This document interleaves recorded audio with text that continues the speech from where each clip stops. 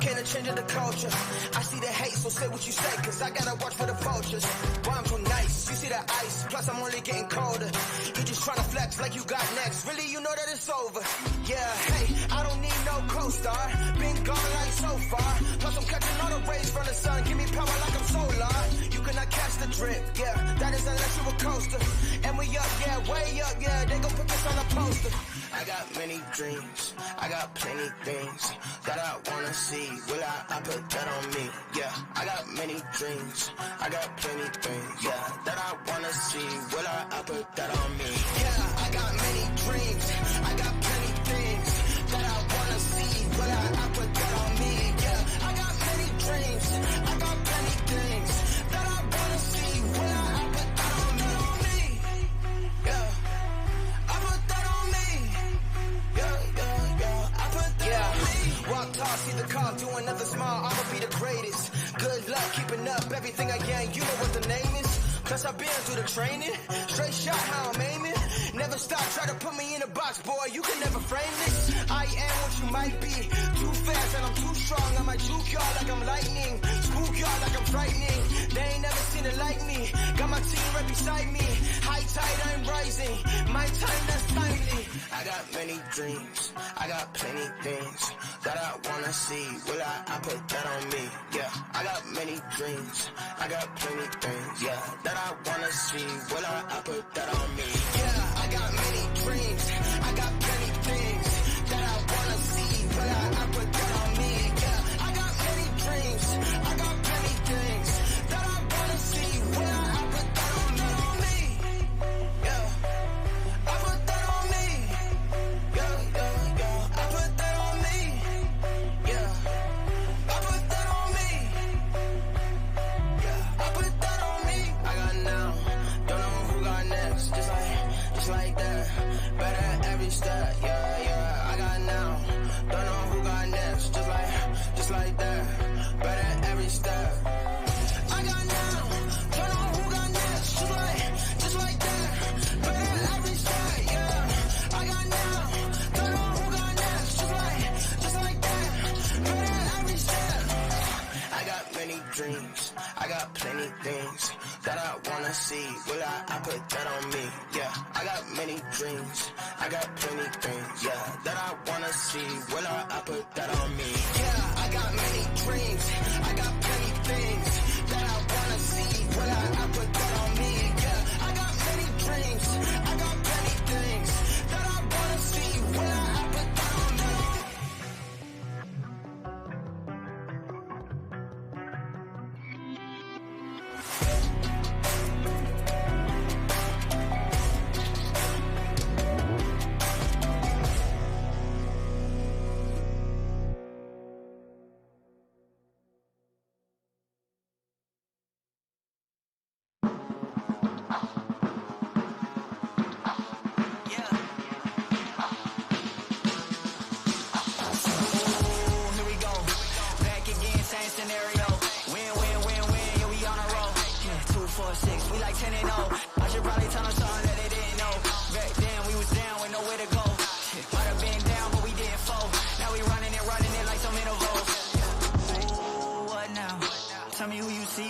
Straight up like, wait, who us now? What you gon' do when we pull up on you like, ooh, touchdown. You already know what it is when I come through you. Ooh, shut down. Say, ooh, shut down. Say, ooh, what now? Tell me who you see when you look straight up like, wait, who us now? What you gon' do when we pull up on you like, ooh, touchdown. You already know what it is when we come through you. Ooh, shut down. Shut down. Ooh, give me that crown. I need that now, right now. Ooh, don't make a sound. This is my time. You hear the crowd. Yeah. We need that rain. Me and my team. Deja vu. This here a dream. We done all seen 100 times over back when we was just teens. Now we going dumb. Told them we the one. They would count us out. Now we counting up the funds. Now without a doubt, they we throwing other ones. Like they was always rapping. Yeah, believe them if you want. Now they show love. Came with a dub. It is what it is. It isn't what it was. They all love to hate when it don't work out. Tell you that they always been down when it does. Look. Say, ooh, what now? Tell me who you see when you look straight up like,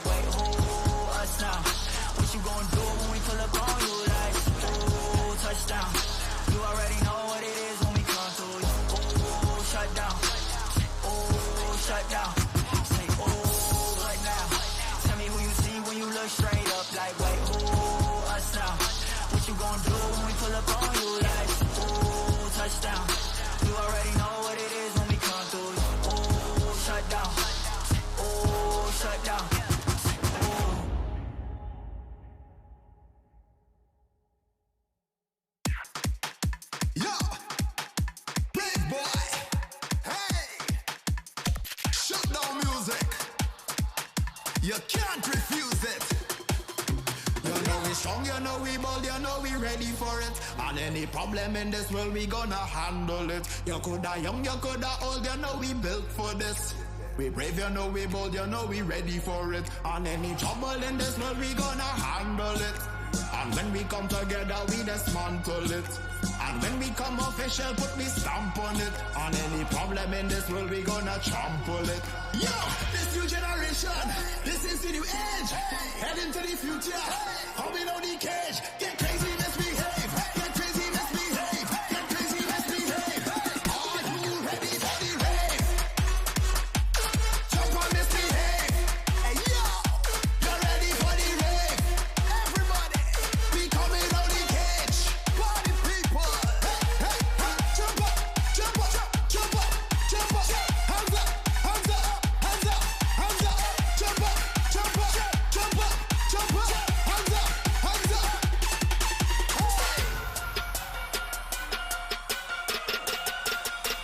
Who wants them? Hold up.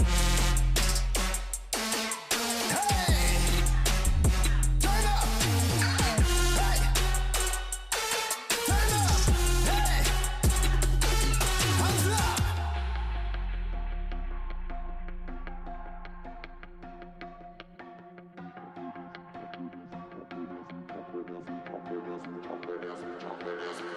We jumping, yes, we jumping on the road.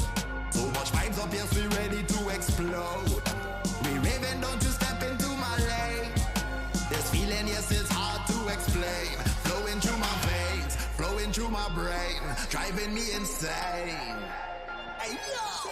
Get crazy, misbehave. Get crazy, misbehave. Get crazy, misbehave. Are you ready for the rave? Hey, hey, hey, hey, hey. Jump on, misbehave. You're ready for the rave. We coming out the cage. Jump up, jump up, jump up, jump up. Hands up, hands up, hands up, hands up. Jump up, jump up, jump up, jump up. Hands up, hands up.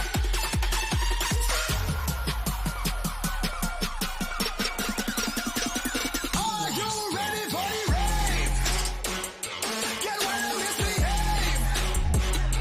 You're ready for the rave. Get well, misbehave.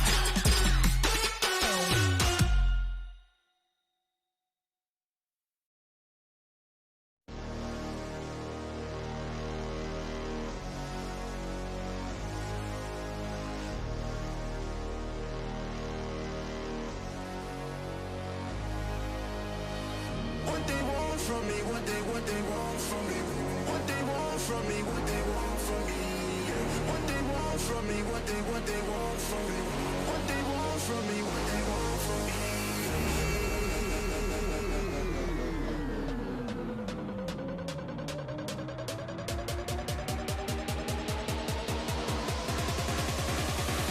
What they want from me.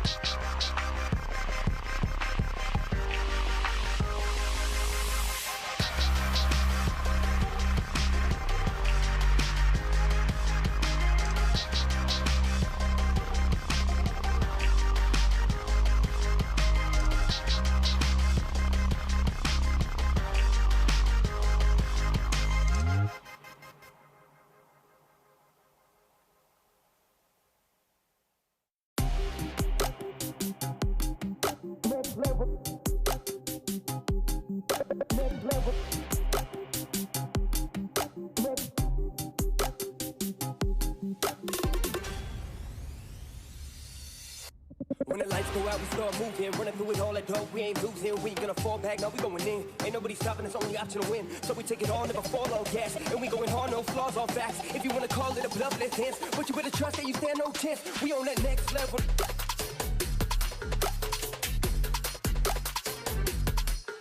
We on that next level.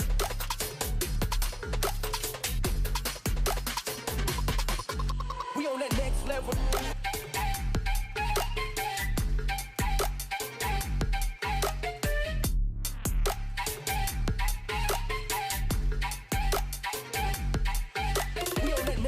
No capping, ain't nobody quite as good when I'm rapping. When I hit the stage, the flames they start flying. Ironic, the king of the jungle, but not lying. Wouldn't be as good as me if I stopped trying. Better just pick a corner and start crying. I'll be the one they looked up to when I'm crushing down. I was born for the throne, I look good in that crown.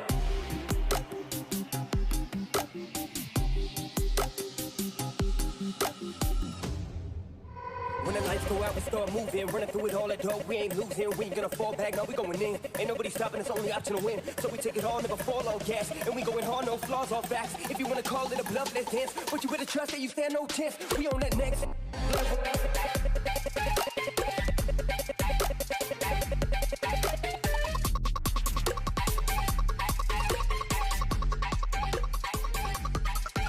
We on that next level.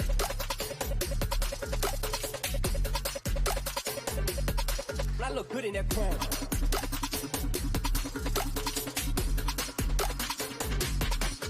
We on that next level.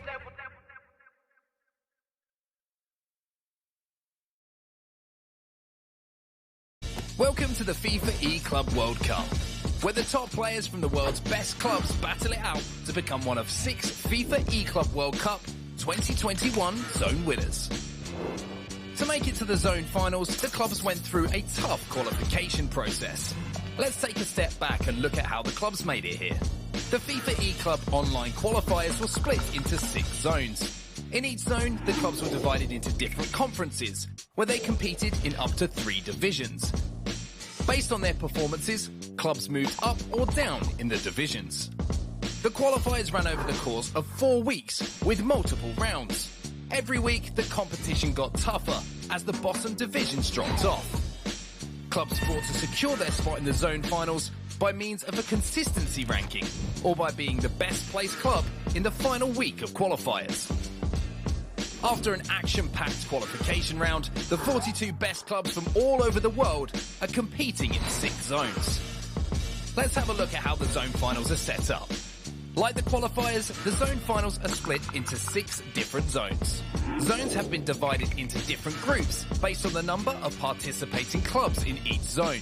Clubs have battled it out in a round-robin style competition, which means that every club has competed against one another. This setup continued to knockout stages and now culminates in a zone final with the 2 best clubs. By the end of the FIFA E-Club World Cup 2021, the 6 zone winners will be crowned.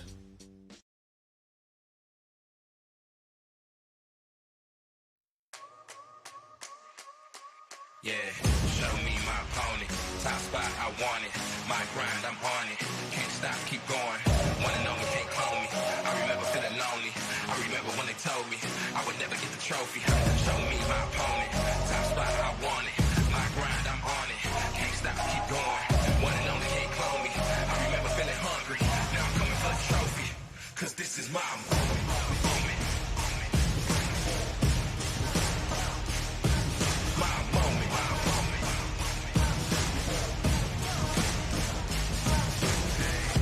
Till I fall, I'ma answer the call. I'm a beast, I'm a dog, and my back against the wall. I accept every challenge, had to battle for my balance. From a peasant to the palace, treat the trophy like a chalice. Stay on my grind, great things take time. Now how I shine, you might go blind. Come along for the ride, cause I'm headed to the top with it. Going is my only option, they can never ever stop this. Show me my opponent, top spot, I want it. My grind, I'm on it. Can't stop, keep going. Wanna know me, can't call me. I remember feeling lonely. I remember when they told me I would never get the trophy. Show me my opponent. Top spot, I want it.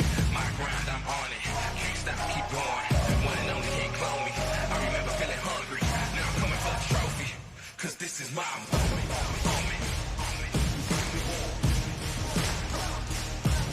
My moment.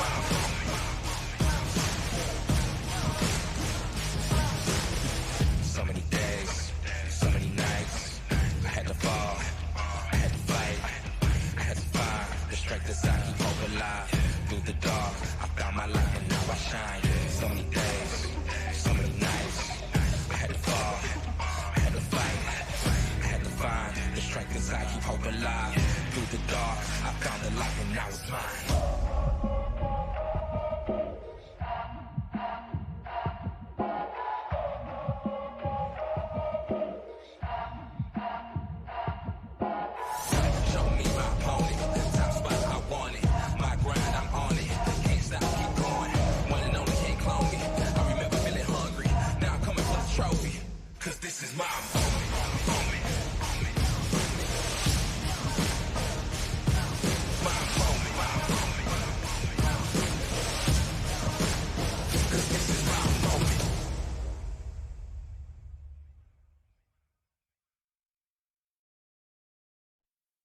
Give me the money, give me the loot, give me the racks. Give me the hundreds, give me the skrilla, give me the stacks. Give me the bread, give me the cheese, give me the cash. Give me the fat, give me the cheese, give me the bag. Yeah, I want it, give me the bag. Yeah, I need it, give me the bag. I be on it, give me the bag. Yeah, I see it, give me the bag. Ain't no stopping, give me the bag. I'ma make it, give me the bag. If you got it, give me the bag. I'ma take it, give me the bag. Yeah, I want it, give me the bag. Yeah, I need it, give me the bag. I be on it, give me the bag. Yeah, I see it, give me the bag. Ain't no stopping, give me the bag. I'ma make it, give me the bag. If you got it, give me the bag. I'ma take it, give me the bag. Now give me that, come up off that, cause I want that. You can see that, I'ma need that. Show me where the cheese at, where you keep that. I ain't looking for no feedback. It's the G's, man. You should know that I'm a glutton for money, cash. Though if you got it, pass that over to me, cause if I want it fast. I'm slacking them dollars. You know what I'm about, plus I be popping them collars. We in and we out, like that confessions and obsessions for getting the bag. Here's a lesson, just stay flexible when getting the stag. I want for 10, 20, 50, 100 and more, but you should already know, because you said it before. Give me the money, give me the loot, give me the racks. Give me the hundreds, give me the skrilla, give me the stacks. Give me the bread, give me the cheese, give me the cash. Give me the fat, give me the cheese, give me the bag. Yeah, I want it, give me the bag. Yeah, I need it, give me the bag. I be on it, give me the bag. Yeah, I see it, give me the bag. Ain't no stopping, give me the bag. I'ma make it, give me the bag. If you got it, give me the bag. I'ma take it, give me the bag. Yeah, I want it, give me the bag. Yeah, I need it, give me the bag. I be on it, give me the bag. Yeah, I see it, give me the bag. Ain't no stopping, give me the bag. I'ma make it, give me the bag. If you got it, give me the bag. I'ma take it, give me the bag. I be in my dough up, that's like a cold cut. So much of my throw up, man, I gotta eat. Here go the proof new, not the old buck. Come, no, it don't slow up. That's what I'ma hold up. All this money going straight to the roof. I just be stacking my money though. More give me more. Yeah, whole lot of rolls around my waist. Skinny but fat, I got tummy roll. The paper we talking, the money flow. My pockets to see where the money go. Whole lot of dough, I'm getting cake. No cake, don't need it, I'm very yo. I'ma get bread, hits and I'm dead. Gotta get it by the loaf. Bitch in my head, profit with bread. Man, you always got my vote. Gotta get it coast to coast. In the era on the boat. Money, money, I promote. Seriously, it ain't a joke. Give me the money, give me the loot, give me the racks. Give me the hundreds, give me the skrilla, give me the stacks. Give me the bread, give me the cheese, give me the cash. Give me the fat, give me the cheese, give me the bag. Yeah, I want it, give me the bag. Yeah, I need it, give me the bag. I be on it, give me the bag. Yeah, I see it, give me the bag. Ain't no stopping, give me the bag. I'ma make it, give me the bag. If you got it, give me the bag. I'ma take it, give me the bag. Yeah, I want it, give me the bag. Yeah, I need it, give me the bag. I be on it, give me the bag. Yeah, I see it, give me the bag. Ain't no stopping, give me the bag. I'ma make it, give me the bag. If you got it, give me the bag. I'ma take it, give me the bag.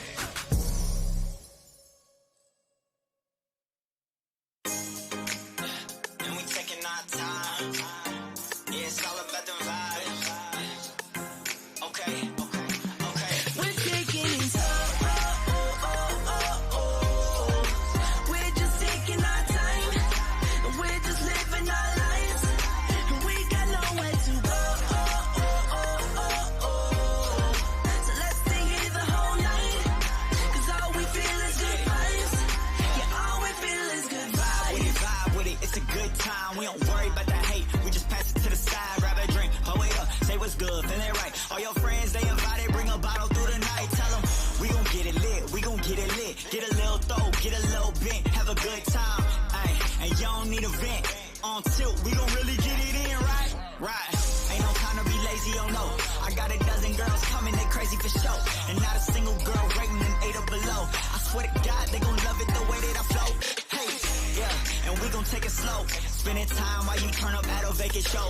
You can take your time, shawty, you don't need to go. We at a house party chillin' if you need to know. We're taking it slow. We're just taking our time. And we're just living our lives. And we got nowhere to go. So let's stay here the whole night.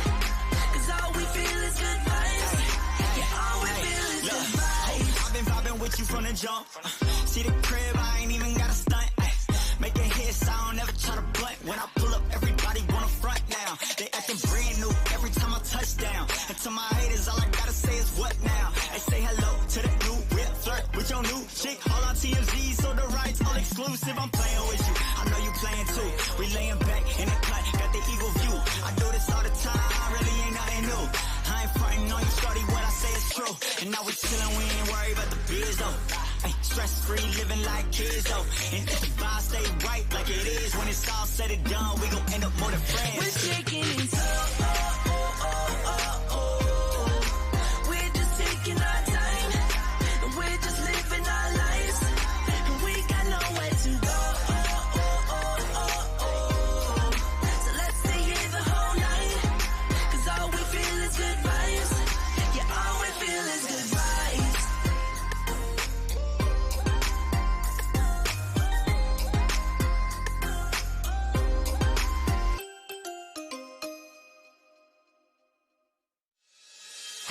I got my own, I drive my own car, I got my own whip. You already know it. Hey, y'all make noise and y'all just focus. I gotta focus. I do not hang around women that golden. You keep it noted. I get the money and y'all getting no biz. I don't do poses. I keep it pushing, yeah, I keep it coasting. Whole team rolling. Shorty act up so you know that I'm ghosting. My season approaching.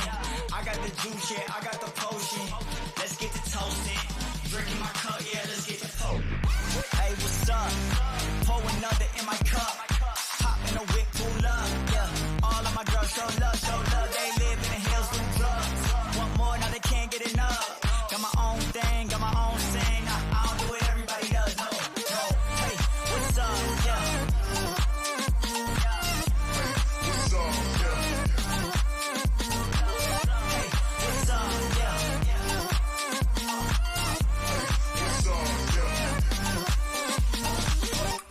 Stop playing. I gotta know what you saying. You telling me you a fan, while you DM me from Japan. You gotta love it. I do this music, put nothing above it. I had a shorty, but I had to cut it, 'cause I had no time to give her what she wanted. I gotta get to the bag like ASAP. I want a brand new Maybach. Whole lot of people done doubted me. Me stunting on them is a payback. I hate to say that, but I'm buying whips and I pay cash. You should see where I stay at, 'cause they think I'm selling that A-flash. Hey, what's up? Pour another in my cup. Hop in the whip, pull up, yeah. All of my girls show love, show love. They live in the hills, do drugs. Want more, now they can't get enough. Got my own thing, got my own thing. I don't do what everybody does, no, no. Hey, what's up, yeah.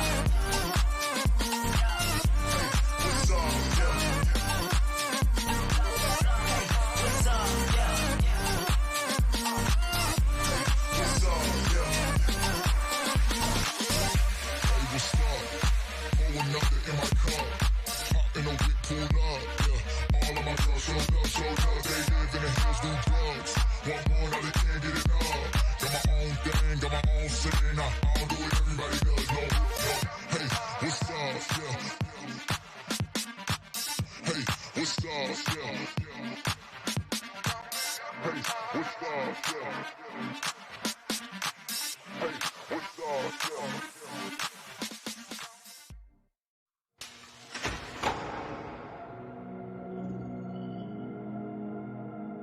The 42 best clubs in the world, ready to write history and become legends of the badge. Ultimate glory is at stake, a chance to create a legacy at their fingertips, with dreams of achieving greatness, making their way to the biggest stage. But only 6 will be crowned this year's FIFA E-Club World Cup Zone winners.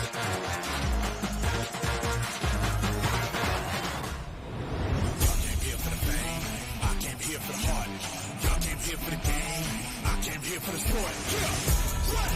Run it. We gon' stay 100. Run it. Give it all or nothing. Hello and welcome to the FIFA E-Club World Cup Zone 3 finals as Tuwaiq take on 25 eSports in a bid to become zone champions. My name's Layla Annalee and I'm joined by Spencer Owen. How are you? Delighted to be back, Layla. Having a lot of fun here. Yeah, we're actually back at our first proper event, really, in terms of not just being online. The guys are still online, but we're here. Yes. And it's been a long time coming, so I'm loving it. We're going to crown another champion. I'm going to ask you straight away, because you've mentioned the guys aren't here. How much of a difference does that make to our players? I don't think a massive difference, because first of all, players have started to adapt to that now. It's been almost a year of playing from home or remotely, whatever. So I think, but this is still a major event. It's a huge event. It's one of my favourite events in the calendar. It means a lot to the players. There's prize money up for grabs, $22,000 to the winning team today, $10,000 for the second place, of course. But obviously, there's the kudos, there's the organisations behind them as well, which this one means a lot to. So they might not be in the studio under the bright lights, but the pressure's absolutely still there. So it's Zone 3 finals today. Tell me a little bit about that zone. Yeah, really strong territory, if you like, encompassing West Asia, South Africa as well. But we have 4 players here, all of which are from the same country, which is Saudi Arabia, which is signalling the strength of that country in this region. It's a country that's produced top players in the past, people like Abdul Al-Aziz, Emis Dasari, world champions. We're not going to see them today, but maybe we're going to see the future of Saudi Arabia. We've got some top players and we're looking forward to seeing what they can do. I cannot wait. Another person who can give us a good insight into the zone is our zone reporter. Manu is on the line. Hello. Beautifully done. How are you, Manu? Hi, Layla. I'm good. Thank you so much for having me on the show, and a big hi to Spencer Owen as well. Well, now talking about Zone 3, now we can do a quick recap of the group stages that we saw and the online qualifiers that we did go through. And 25 eSports, starting with them, of course, the most dominant team in the zone. They finished top of the group stages with 10 points by winning 3 games, and their goal difference was 54 in the online qualifiers. But when we talk about the group stages of the Zone 3 finals, they had a 0 goal difference, which means they scored 14 goals, but they conceded 14 as well. And their biggest victory came against their arch rivals, the Tuwaiq eSports Club, where VZR9 beat Nawaf and Abuza held his ground against Pro Aziz. Now coming to Tuwaiq eSports Club, they finished runners-up in the group stages right behind 25 eSports with the same number of points, the same record, which is 3 wins, 1 draw and 2 losses, and a better goal difference as well. But since they lost to 25 eSports in a head-to-head format, they had to settle for the second spot. Now their biggest victory came against Al Nasser, where Nawaf beat Al Nasser's Rakan 6-2 on PlayStation, and Tuwaiq eSports Club's Pro Aziz dominated Ahmed Roi 4-0 on the Xbox. Now let's move on to talking about Al Nasser. They did perform really well in the group stages by beating the South African giants Tuwaiq Gaming on PS4 and Xbox. They fell short by just 1 point to qualify for today's grand finals, as they lost 3 games in comparison to the 2 losses of their Saudi counterparts, the Tuwaiq eSports Club. It was a surprise given how well they started off in the groups, especially considering they even drew their fixture against the most dominant team, 25 eSports. Lastly, Tuwaiq Gaming had a wonderful run in this tournament, as they were the only South African team to ever qualify for the FIFA E-Club World Cup. They were extremely consistent in their online qualifiers with 13 fixture wins. That is a complete fixture victory, a 20-plus goal difference, 840 consistency points, and not to forget the highlight victory against 25 eSports in the winners bracket of the E-Club World Cup qualifiers. However, during the group stages yesterday, the wonder kid Kalen, as we all know, who's finished multiple 30-0s and won so many tournaments in South Africa, he did not play his best FIFA and lost all his matches by conceding 13 goals in just 3 games, which eventually let his teammate and his organization down yesterday. So that is your Zone 3 recap. Wow, what a recap. That's unbelievable. I'm so impressed. Thank you so much for that, mate. Can you tell me a little bit more about the organisations themselves? We've got 25 eSports, we've got Tuwaiq. What are they doing in the regions? What do you know about them? All right, so let's get down to talking about the team profile of the Tuwaiq eSports Club first. So it is, of course, one of the most promising teams, and they showed resilience despite losing a few matches here and there to some lower-ranked teams in the online qualifiers. Tuwaiq eSports Club has performed consistently well in the online qualifiers with 860 consistency points.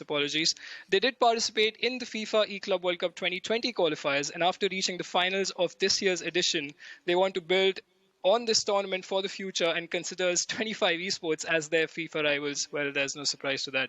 Massive improvement from having a +3 goal difference, as Spencer mentioned in the pre-show earlier, where I was listening carefully, that they only had a +3 goal difference.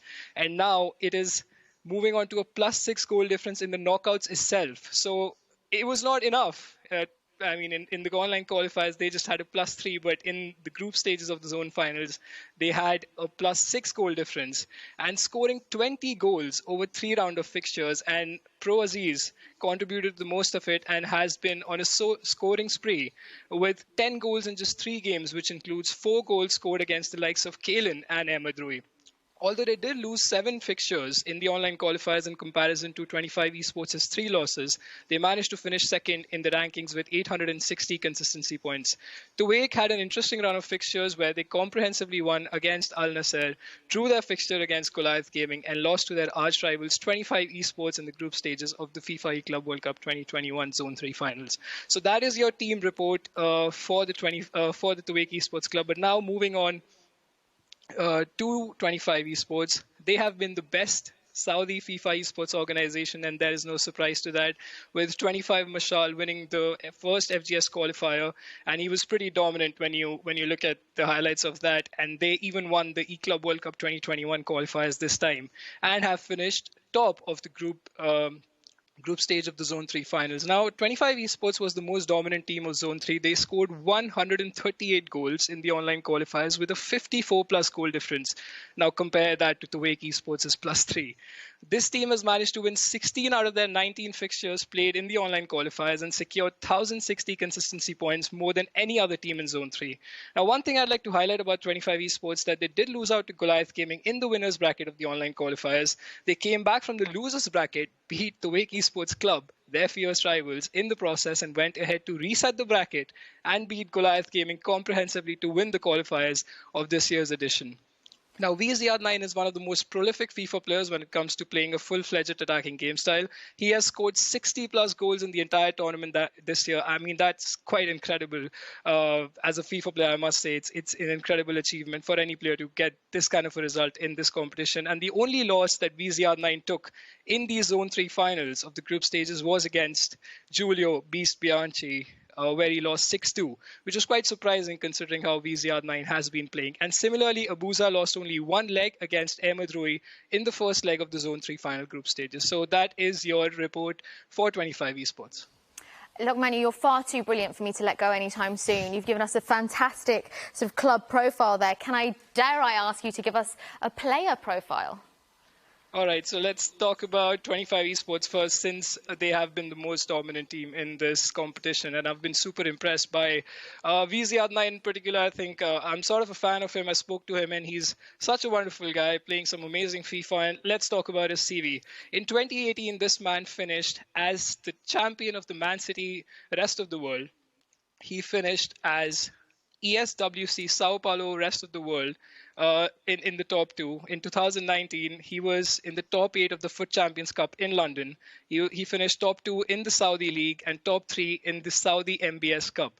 Now, coming on to 2021, this man did not stop. He finished in the top 8 of the Saudi League, and he, of course, finished first in the eClub World Cup qualifiers. His teammate, Abuza, he told me, it was incredible to see how accomplished both these players are. He finished top 4 in the FCC in Singapore in FIFA 19, top 8 in the LQE in London FIFA 19. And this year, he is, of course, yet to achieve a lot of things. And now, on the other hand, if you look at the Tuwaiq eSports Club, Nawaf has been so good when it comes to performing in the online qualifiers and in the group stage. This is his first year as a professional FIFA player. And when he told me, I was quite surprised, because the way he was playing, it was none other than any other pro that I've seen in this region or in the world. And when it comes to Pro Aziz, he is somewhat experienced in comparison to the other players from 25 eSports. And Pro Aziz has finished second in the Saudi League in FIFA 20, qualified to FCC 5, qualified to Summer Cup of FIFA 20, second place in Saudi Arabian Global Series rankings, and 59th in the world when it comes to FIFA 20. So these are some of the player profiles of these teams, and I mean, it's incredible to see how someone like Nawaf in particular, with no experience as a professional FIFA player, has reached the finals of Zone 3. I was going to say, Lokman, you're giving us so much intel there, but I have one question for you. This is not about statistics, it's about opinion. Who do you think is going to take home the win for the Zone 3? I think it's going to be 25 esports, given how amazing they've been throughout the tournament. And as a FIFA player myself, I feel that it's very important to be consistent over these tournaments rather than coming up to one tournament and showing. Of course, I mean, given how Pro Aziz did play in the group stages yesterday, I feel there could be a surprise from him because he's been scoring ample amount of goals to give us that surprise. 20 goals he scored in the group stages. So what I feel is 25 esports will take this home given how much experience they have. But I think Pro Aziz could be the one that could clutch in that best of 5 format for the Tuwaiq Esports Club. Look, Manu, you have been absolutely phenomenal. Thank you so much. Thank you. Well, if he thinks 25 esports, then I'm probably going to go with him. Yes, I mean, if you look at the stats, it can be a really interesting one, because if any of these guys tuned in earlier to see Zone 1, there's a lot of similarities with regards to who the favourites would be as a result of topping the group and then winning the matchups against their opponent already. But we've already seen that doesn't mean anything. Yeah. It can get flip reversed in the final. One major thing I think worth pointing out off the back of that is you talked about the improvement Tuwaiq had made, you know, from having just a +3 goal difference across loads and loads of games to +6 in just a few games. There's a big difference there, Layla, and that is when you're qualifying at home, you're playing with your team. Once you got to the group stage of this and onwards, you've got access to every player in the game. So it's not a surprise to me to see certain teams jump up dramatically. So we shouldn't read too much into that early form with ultimately different squads in the qualification. This is where it really matters. Everything can change. They have met before in the group stages. We've got some goals for us as well. Spence, if you can walk us through.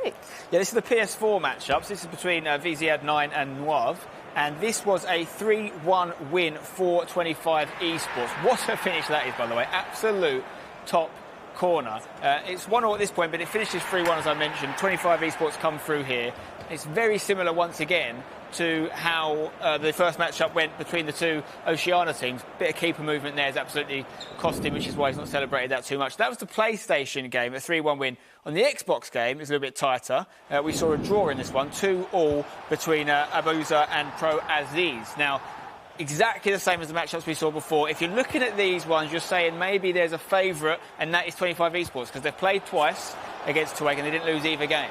So on paper, they're looking solid. But again, don't make the mistake of reading too much into that. I honestly think this game is really open. Some very decent goals there. Obviously, you're not going to miss from that range once you get goal-scoring opportunity. It's very interesting what you say when you relate it to Zone 1 earlier today, is that, you know, FIFA is always going to be open to shocking us and surprising us. Let's take a look at the group table here in front of us now, because what's interesting as well is sometimes those that didn't make it. Yeah, of course. And, you know, our friend Lokmanu there has done an unbelievable recap of this group here. I mean, first of all, let's look at people like Al Nassr, a really strong team. They missed out with 9 points, very tight, just unfortunately didn't quite make it. If you look at the leaderboard, you can see how tight it was. Both teams had 10 points. In fact, it might look a bit strange because Tuwaiq have that +6 goal difference. You think, surely they make it, but it goes back to the head-to-head record before it goes to goal difference. And obviously, as we just showed you, 25 esports came out on top with a win and a draw over those 2 games. So that's why they come out on top. But it was so tight in the group stage, there's no reason why that can't be flipped now in the final. The format has changed so much, and with players at home and everything changing and the regions and also the sheer amount and volume, 450 teams entering, this is probably the toughest this competition's ever been. 100%, you know, regardless of the fact that the format's a little bit different through, you know, what's going on in the world at the moment, more teams than ever, more regions than ever. The fact that we've been able to pivot a little bit and make this a regional event this year, I think is actually really cool in a way, because it's allowing us to find these players that maybe we didn't know about before, opportunities to shine on the biggest stage, which is how these guys go out and get contracts. Yeah. These guys go out and get pro deals and, you know, changing their life up completely. The 4 guys we're going to see today, if we look at their rankings, we've got 22nd. Yeah. It's all on PlayStation, by the way, even though 2 guys are playing on Xbox. This is a very, very PlayStation-heavy region, so we've got a couple of guys who have moved over for Xbox for this event. But on PlayStation rankings, we've got the 22nd best, and this is the West Asian leaderboard, 29th, 42nd and 59th. So on paper, you'd say there's a lot of maybe higher up players that haven't made it here. Is that because these guys play really well as a team? That's what I want to see, that camaraderie factor. Spencer, you're incredible at the breakdowns, and Lokmanu, brilliant as well. But no one knows the team as well as the team themselves. So let's speak to 25 esports. 25 esports, one of like the best teams in Saudi Arabia. It's like 1 year only. And the best thing about them, it's like I feel like we are family. 25 eSports قدموا لي الكثير في أول سنة لي معهم. اللهم لك الحمد تأهلت الكاس العالم للأندية مع صديق أبو عزة، وأتمنى لتحقيق طموحات كبيرة معهم وإنجازات أكثر. Teammate is Ziad. He's a very close person to me. At the beginning, I thought he's a bit crazy, but he's a wonderful friend, and I'm glad that I met him. عبد العزيز من أفضل الأشخاص بالعالم بفيفا صراحة. I think I put a lot of work on FIFA. I always do my best. People should support me because I will do my best to not let them down. Spence, I love the way that they refer to each other as a family now. How important is that bond for a club? I think it's important regardless of competition, but this one particularly is where it comes through. You know, especially in the way this format is. Sometimes, if it doesn't work out, it might not be your fault. It might be your teammate's fault. And having a genuine friendship there is really helpful because the person's not maybe going to feel so bad about letting their friend down because they know they're not going to hate them for it. You know, they have that bond, and it's something that comes with competitive FIFA in general. A lot of people make lifelong friends, whether they're on their team or not. Sometimes it's just in the community. So it's great to see, but I think it's an important attribute in this tournament specifically. It must affect the gameplay a lot as well, because if you feel supported, you might take more risks and be more able. Yeah. Wow, amazing. Well, we'll be looking forward to hear from Tuwaiq as well. I am a university student. I specialize in accounting. We have founded in 2018 and we are done more than 20 people on, and we hope we be one of the best teams in the world. My team is one of the best teams in Asia, and hopefully it will be the best soon. Abdulaziz, he is a beast and he's a talented player. He saves me a lot when we are in qualifications, and he's one of the best players in Saudi Arabia. Nawaf is a monster. He helped me a lot during the qualifiers, and hopefully I can do the same in the tournament. We respect all the teams in this tournament, but of course our main goal is to winning the tournament. To win this tournament, it would mean a lot for me and for my friends and my family and everyone who supported me. Pro Aziz, they're describing Nawaf, his teammate, as a monster. I like that. Confident. Exactly. I mean, it makes such a big difference if you feel like your guy is going to help you out. It really does. And I think, you know, we talked earlier about having a friendship there and not wanting to, wanting to enjoy the process as much as anything. But we should also talk about training element of things. You know, having someone that's actually on your team. If you're just concentrating on the 1v1 element of FIFA eSports, sometimes these guys want to hold some of their secrets back, and they might be friends, but they don't want to tell them this new thing they've figured out in the game. But when you're in this situation, it's in your interest to make the person next to you the best player they can be, because it's going to help you win something. So it is a bit of a changing of the way it works. Well, we shall find out how it'll all go down shortly. It is time now for your Zone 3 final. Tuwaiq versus 25 eSports. It's over to our casters, Mark Hatcher and Dan Gaskin. Thank you so much, Layla. And it is time to get into our final. Dan, I'm looking across at you right now. It's our first time on the desk today. It's the first opportunity we've had to crown a champion today. We've got Tuwaiq eSports going up against 25 eSports.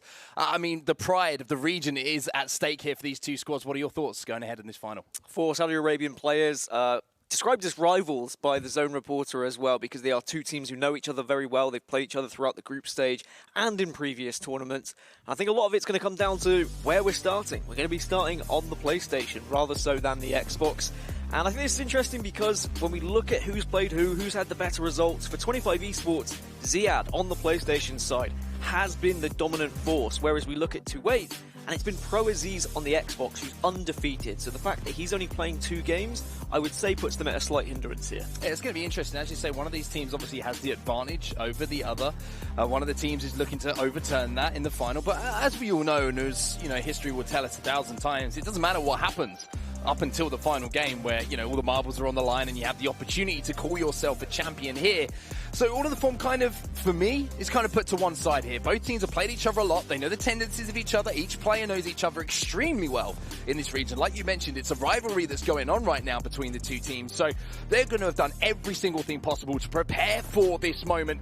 I want a prediction from you, Dan. I want an early prediction from Dan Gaskin about who's going to take this final. I think it's going to be 25 eSports, because you know me, I always go for a favourite because I don't like to go for the underdog just in case I get it wrong, and I like to look smart. But yeah, 25 eSports for me, mainly because we are starting on PlayStation. I do think that gives them a little bit of an advantage if we are going to go all the way and have 3 PlayStation games in this best of 5.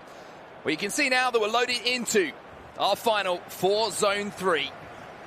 Both players look ready, both players look prepared, and we're underway for the first game in a potential 5-game set here. Of course, it is a best of 5, so as we saw a little bit earlier, one of our previous regions, Direwolves managed to get it done inside of 3 games. I'm sure that either 25 eSports or Tuwaiq would love to do the same here, but early on possession here down for 25 eSports. And Ziad versus Noir, they've played each other before in the group stages. 25 eSports topped the group, Tuwaiq came second. Ziad won this game 3-1 across the 90 minutes, and we'll see whether he can find a similar amount of goals, but in the early stages, a little bit of a back and forth. Both players just feeling each other out, of course, playing on those eSports accounts, so all players available except Prime Icon Moments. So plenty to work with when you are having your team selection. An interesting selection for me already. I'm seeing in midfield is no Ruud Gullit here for Tuwaiq eSports. Zinedine Zidane in there in the midfield alongside Patrick Vieira. Maybe a little bit of a comfort thing here for Nawaf. And here is Zinedine Zidane stepping through that midfield. What do you think to that change? Ruud Gullit obviously such a staple, can go forward, can go back, and Zidane could do the same, but maybe just offers a little bit more going forward than Ruud Gullit. And Zidane a little bit cheaper, maybe in his own team. That's always something you have to consider. Cristiano Ronaldo inside the box, though. Got a little bit fortunate, but fantastic defending there from 25 eSports. Just didn't bite into the initial ball to try and intercept it. Just waited for that first-time fake shot to make that tackle. And that's what we mean by comfort picks, right? Is if you've used Zinedine Zidane quite a lot, you know the places where he's going to be on the pitch, the runs he's going to make, what you can actually achieve with him. If you haven't played much with Prime Gullit, for example, then perhaps you don't really know where he's going to be. I would say he's going to be everywhere and is worth using, though. Bruno Fernandes now goes out wide. Kylian Mbappe, quick passing in and around that 18-yard box. Then Virgil van Dijk using every inch of that frame to make that interception as R9 was loitering in behind, just waiting for that ball to fall to him. Early on here, not too many chances to talk about. Maybe some half chances of getting into those 1v1 situations, but no shots in anger so far. Both these players have not really been able to score many goals throughout the group stages. Of course, only the 3 games they were able to play, but they both have the same 0 goal difference. Noir has scored 9, conceded 9, and Ziad has scored 8, conceded 8. So it's all even Stevens between the two of them, but of course this game has to find a winner, even if that may mean penalty shootout at the end, which we saw many of them yesterday. We see the bridge from Cristiano Ronaldo and Paolo Maldini, who, I'll be honest with you, had a little bit of a shaky day yesterday, a lot of the time. Gave away a few penalties, this time makes a crucial tackle to turn over possession, and now 25 eSports stepping forward inside the box now. R9 almost gets that shot away to test the goalkeeper. Unfortunately, will be pulled back here for a free kick. And those are the kind of turns you need to go for. Just try and shift that defender onto their wrong foot and maybe hope they dive in. You do sometimes see a little lunge, especially from Maldini, as you were mentioning yesterday. He was kind of getting at the ankles at a lot of the strikers, and that's why we saw some penalties in play as well as at the end of the game. You do just need to try your luck sometimes. You can make your own luck, of course, just by consistently going for different methods of getting into that box. Well, here comes Nawaf for Tuwaiq eSports. Almost found that ball in, but once again, well read by Rio Ferdinand in that centre-back position. And that I use at home as well. Fantastic foot iron, just has that ability, that uncanny ability to step out and make those interceptions when things are looking dangerous. As 25 eSports step forward again. Still no real shots in anger so far, Dan. A real cagey affair between the two. Yeah, our Zone 3 reporter described this as a David versus Goliath matchup, and also great work from all of our Zone reporters. It's been amazing to have them added to the shows for all of their expertise and their knowledge. But this doesn't look like it at the moment. Chance though, Cristiano Ronaldo through on goal, and the first chance of the game will turn into the first goal of the game, and it goes to 25 eSports. Cristiano Ronaldo once again breaking the deadlock. And I think this is where we're going to see if this is a real David versus Goliath matchup. Now that 25 eSports have taken the advantage, how did Tuwaiq respond to this? Are we going to see Noir just kind of drop his head a little bit, start to remember what happened in the group stage when he lost 3-1, and he's already lost the ball, and Mbappe now can push into all of this space. Second goal just before half-time here, and it really would be an uphill task to try and come back from, especially when you're the underdog in this final. Needs to defend well here, needs to keep those high levels of concentration. As Ronaldo's twisting and turning, gets it back from Bruno Fernandes. There's the bridge as well, and almost got round the outside of Virgil van Dijk, the Liverpool man. The fantastic last-ditch challenge, but the pressure's still on the far side here as Alphonso Davies picks the ball up. Bide his time here as well. Great ball into Bruno Fernandes. Mbappe with space. Davies with the block. Maldini with the second block as well. Every single player just throwing themselves in the way of that ball. And it's been a real nervy few moments since that opening goal here for Tuwaiq eSports. I feel like that was one of those where he's already pressed the shoot button again once that ball is bounced back, just in case the defender doesn't come steaming in for the block. However, it was a little too late once he realised that the defender would be making his way across the box. Perhaps one last chance in the first half for Tuwaiq eSports and Nuav to give himself a little bit of a confidence booster going into the second 45 here. Alphonso Davies getting forward here from fullback. Pele, nice turn from him to get half a yard. Zidane, Cricketta cancelled. Pele maybe looking for that run outside, instead it's inside here to R9. Get a look at the goalkeeper! And the equaliser is here, and it's R9 who goes across goal and ties this one up. And that's the importance of going across goal rather than just trying to beat the keeper near post. Stuck to his guns there. Saw there was no real goalkeeper movement to block the across-shot goal. And R9 does not miss. Prime R9. Absolutely smashing it home. And that's probably going to be the half-time whistle, unless maybe the referee allows this attack to go forward, which he is. No, he's not. Taking it back. We will be at half-time. All square then. 1-1 between these two rivals. And of course, this is a fantastic chance to cement yourself in history for Saudi Arabian players. We've of course seen World Cup champions from this region. MS Dasari, Mr. Dunn, putting yourself as an E-Club winner, regardless whether it's just a zone or the normal format we've seen. The prize money that's available, 22,000 for the winner. I was looking earlier at the eSports earnings for Saudi Arabian players. That would jump you into the top 20 of all time. So a lot of money on the line, a lot of pride here as well. A lot of pride and a lot of opportunity for both of these players, and especially for Tuwaiq eSports as well, to write the story that they want to write as well. You know, they've struggled against this particular team all the way through the competition up until the final, and to learn from your mistakes, to make yourself a better player and come up with a game plan to take down the team that has been the bogey team so far. It's certainly what they'll be looking to do. But for now, the second half is underway of our first game here, and immediately on the attack is going to be 25 eSports, but Tuwaiq doing a great job once more. And Nawaz doing a good job as well, just making sure that he's reading the play coming in from Ziyad. And that's, for me, a good example here of how constantly playing a similar player, the same player, can allow you to adjust defensively to how they go forward. Yeah, you notice their patterns and their tendencies, and you really have to try to be experimental when you're playing against someone who knows how you approach the game. R9 gets a little bit fortunate to get the ball back there. Ferdinand has to be careful in the tackle. Vieira now into the feet of Cristiano Ronaldo. A few passes going to be exchanged. The referee will actually pull this one back to a free kick, and an opportunity down for you to get excited. Maybe a shot on goal here. Any sort of keeper movement and you go the other way from the keeper. Are we going to see someone plopped onto the line just to defend that top corner? Ronaldo's going to step over it. Zidane will play it into him. Oh, the reverse elastico! And if you could see my face, I'm shocked he's missed the target. He just missed the target. Prime R9 has just missed the target, yeah. I was saying, like, in that position, Prime R9 bangs them in all day, but unfortunately there is always going to be that percentage of error.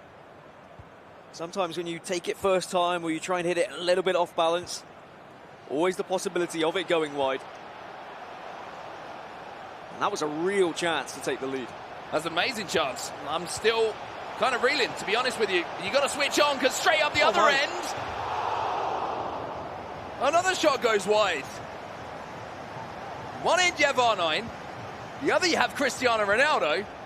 Is this a replay of my weekend league? What's going on? Yeah, I know. I've seen this before, yeah, in my games, but at this level you expect those ones to hit the back of the net. That's two shocking misses. Now inside.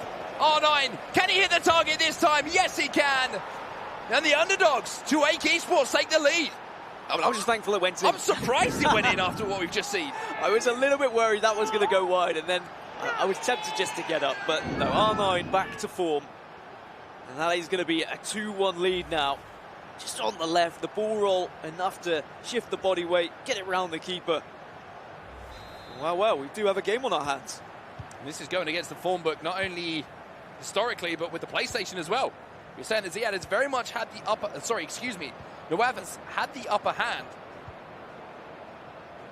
Ziad has had the upper hand. I got there eventually, excuse me. But for now, it's Nawaf really who's putting in a performance here for his team. And when you have a potentially longer series as well, that breathes so much confidence into your teammate. If he can win his game, then you quite fancy yourself in that return leg, but you've got to switch on once more. Vieira steps in and makes an important tackle. And now that he's ahead, and he is the underdog, and we have this David versus Goliath, it's how he reacts to the pressure of having the lead, but he's giving it away. Not too well here, as you say. Ball into the box. Van der Sar comes out and gets a punch on it. Zidane wins the header as well.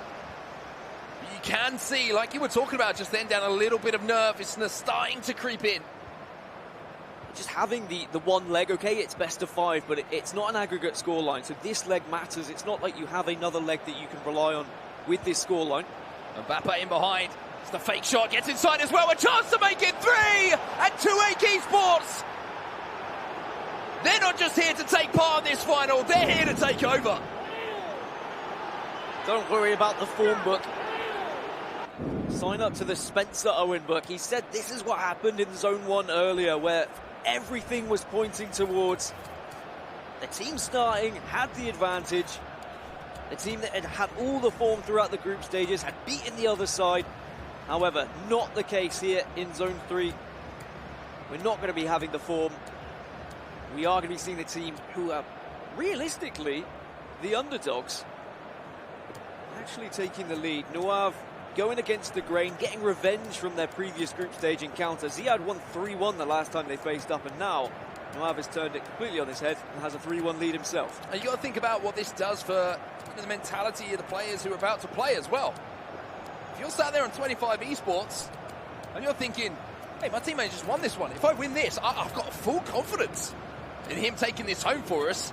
And on the other side of things, you're used to seeing your teammate win, and all of a sudden you're thinking, hey, if I don't win this, then we're essentially on match point. This is scary moments here for 25 eSports. I would say if Tuwaiq can come away with a victory here, then this very much puts the advantage, of course, just with the lead, but in general, because it means they've got 2 Xbox legs to work with. And Pro Aziz is undefeated in the group stage. He won 4-0, 4-2, and then he drew 2-2 with Abuaza. Whilst Abuaza, of course, a fantastic player who we've seen in the Global Series before, if he can find a similar result, just draw in 90 minutes, take it to extra time, maybe even go to penalties, or find some of that previous form from the group stage, we may just see Tuwaiq go 2-0 up in this best of 5. You've seen the changes coming in as well, the 4-1-2-1-2 narrow. Expect to see those fullbacks getting forward here. 425 eSports, everybody going to be flying forward. Only just under 20 minutes left in this game as well. And with a 2-goal deficit, like you mentioned, aggregate scores don't matter. It's a one-leg shootout here. A win or a loss is the only thing that goes down on the record. So you need to find a way back into this. I'd argue you need something really from this kickoff straight away with this attack. Don't allow your opponent to have the time and the ability to just hold possession and frustrate you. Instead, get that goal back, put the pressure back on them. Here's Neymar then, fresh on the pitch. Pele goes for that directional nutmeg, big challenge. Paolo Maldini to win the ball back. You can see the constant pressure as well, and that's going to turn possession over almost immediately here. A momentary 2v2. Rudhulli inside the box. Maybe had a chance to strike it initially. Went for that quick turn back inside. Pele now round the outside of Maldini, who has stepped up in these last few minutes here for Tuwaiq eSports. And this is why we see so many comebacks in FIFA, because of the constant pressure, because of the team press that's available. Very difficult to deal with in these final moments. But Tuwaiq has done very well just to hold off, make sure he positions those defenders successfully, tracking all of those runs to ensure that even the directional nutmeg wasn't enough from Pele. Now he has possession here, and the game really in his hands. Oh, beautiful reverse ball as well. This is to put it to bed. Ronaldo across goal. And this time, no mistake, once again, Tuwaiq eSports have turned up in this first game here on the PlayStation. And Tuwaiq has put in a stellar performance. And the thing is, we always talk about David versus Goliath, right? And Goliath, arguably the bigger team, but it was David that, of course, was successful in the end. So it's going to be David doing it here again for Tuwaiq. But it's not actually David, it's Tuwaiq. And he has shown up, and he has looked phenomenal thus far. And he's going to be absolutely buzzing to put Tuwaiq 1 point up in this 5-legged series. For 25 eSports, when you're used to beating a team and you're used to beating them convincingly, to lose not just by 1 goal, maybe a little bit of misfortune, as Maldini once again puts his body on the line, but to lose in such a way, this has been a romp, to be honest with you. 4-1, that's a conclusive victory. And it's just a nice taste of revenge as well for him after losing to Ziad in the group stages. I'm sure that would have been playing on his mind coming into this matchup. What did I do wrong? He probably watched the game back and said, where were the mistakes that I made? What could I have done differently? How can I break down his defence? And the tactics have worked perfectly for him. It means we go into the Xbox leg and Tuwaiq are going to have a lead. There's not enough time to find 3 goals at this point. Virgil van Dijk flies into that tackle, wins the ball as well, and then on the counter-attack, Cristiano Ronaldo has got the wrong side of his man. Alphonso Davies had to use every single statistic on his pace to manage to get into a position to intercept that, but now Cristiano Ronaldo is going around the outside and he makes it 5. 5 of the best here from Tuwaiq eSports. This has been conclusive. And these players will play again. No matter what happens, they will have a matchup in the 3rd leg, and it could be the 3rd and final leg depending on what happens in the 2nd matchup. So just being able to hammer home that 5th goal and just rub extra salt in the wounds and say, look how much I can score past you. I'll see you in leg number 3, buddy. What a performance. Coming in from Nawab then. I mean, he couldn't have asked for any more. Tuwaiq eSports fans couldn't have asked for any more. For 25 eSports, though, the question now has to be asked, Dan, what went wrong? Because it was a case of, completely being outplayed. Did they put the preparation in? Is the next game going to follow on in the same vein? Those kind of questions that you weren't even thinking about a few moments ago, all of a sudden they're in your head.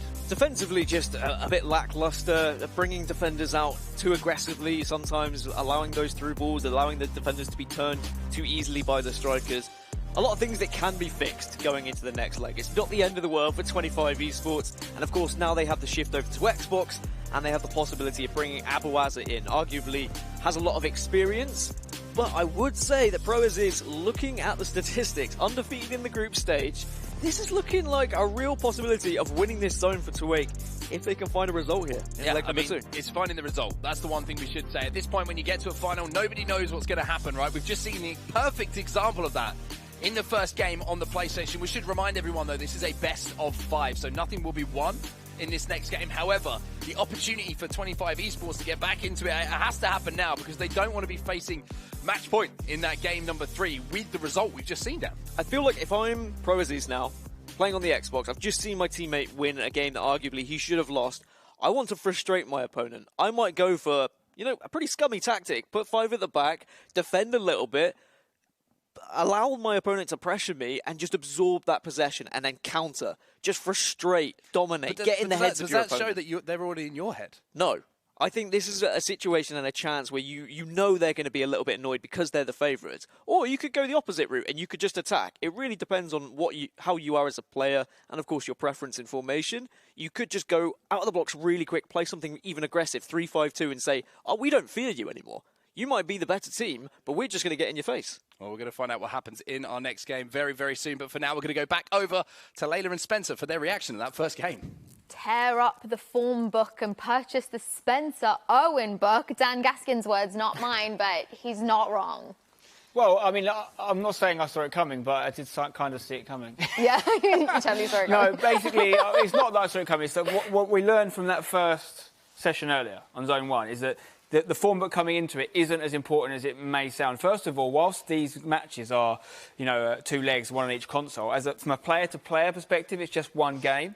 And you can't really read a lot into that, in my opinion, because normally when it's 1v1, we see 2 legs. And you often see the second leg completely reset things. That was the second leg in many ways, because they played the first game in the group stage. And clearly, Nwav has taken a lot of learnings from that match, and he's applied them there. Maybe changed the way he attacks, or lack of attacks, and allowing a bit of pressure to come against him. But it's very similar to what we saw in the Oceania region. The favourites is irrelevant. The only difference is the nature of the win. Instead of a 1-0 in the opening game, it's a 5-1.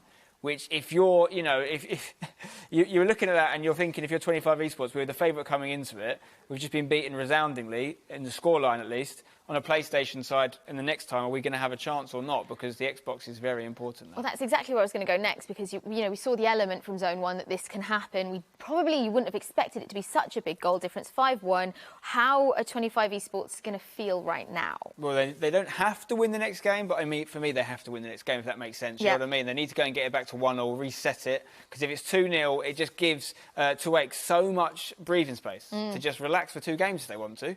And as we saw happened previously, obviously, with Dire Wolves in the Oceania region, that is such a good position to be in.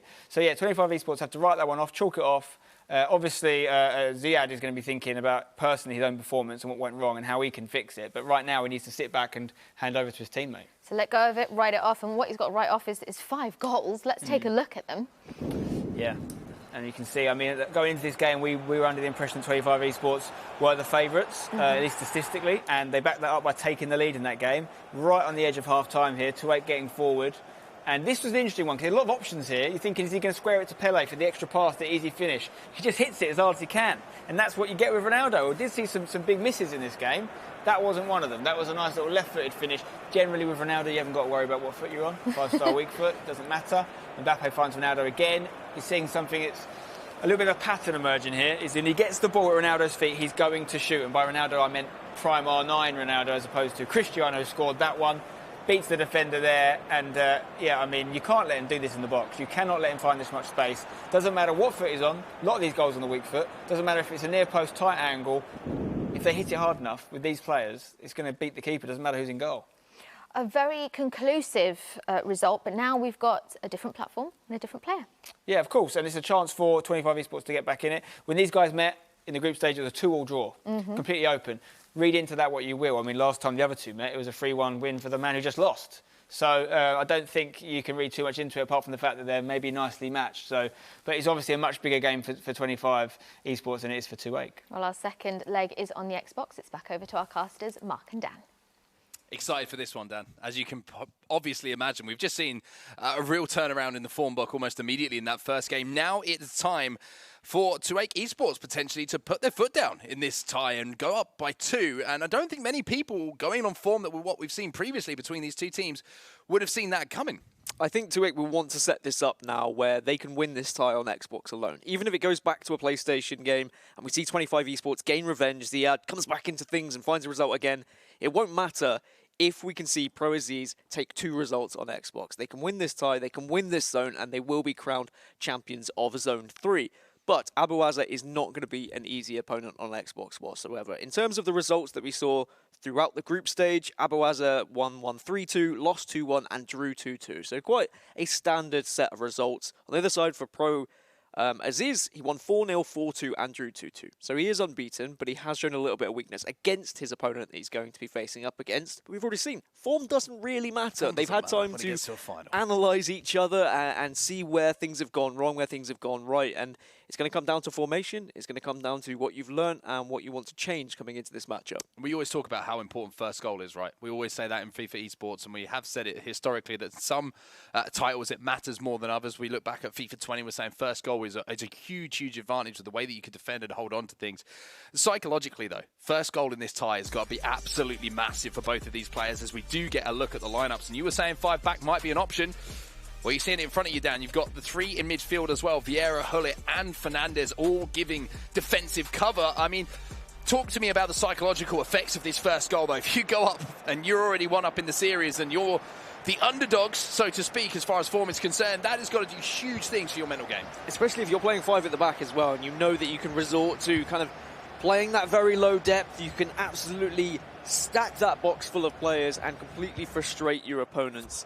As the pause will come through, and we will see a couple of changes here, and maybe even have a rematch, but we will get into that when it happens. But I think that in this game, it's not as bad going behind. FIFA 20, if you went behind, it was very difficult to get back into the game. But now, with constant pressure, with team press, with some of the formations that are available, you can really frustrate and get back into a game when maybe you wouldn't have been able to in previous iterations of FIFA. Even if you're 2-3 goals down, comebacks can happen, because you can get so overwhelmed by players that are just attacking you, pushing you, pressing you, that you have to actually answer yourself by either changing your formation or changing your pressure tactics, and it can be a little bit difficult at times. Oh, it makes me giggle when you talk about coming from behind in pro games, and our good friend Alan Arvey. Oh yeah, as he always brings the story up. He always brings it up himself. We should say we don't bring this on him when he was down by 4. It was Maxi VIP. No, it was Maxi VIP. Maxi VIP. Sorry, excuse me. Sorry, Alan. I apologise. Teammate Alan brings it up to rub it in.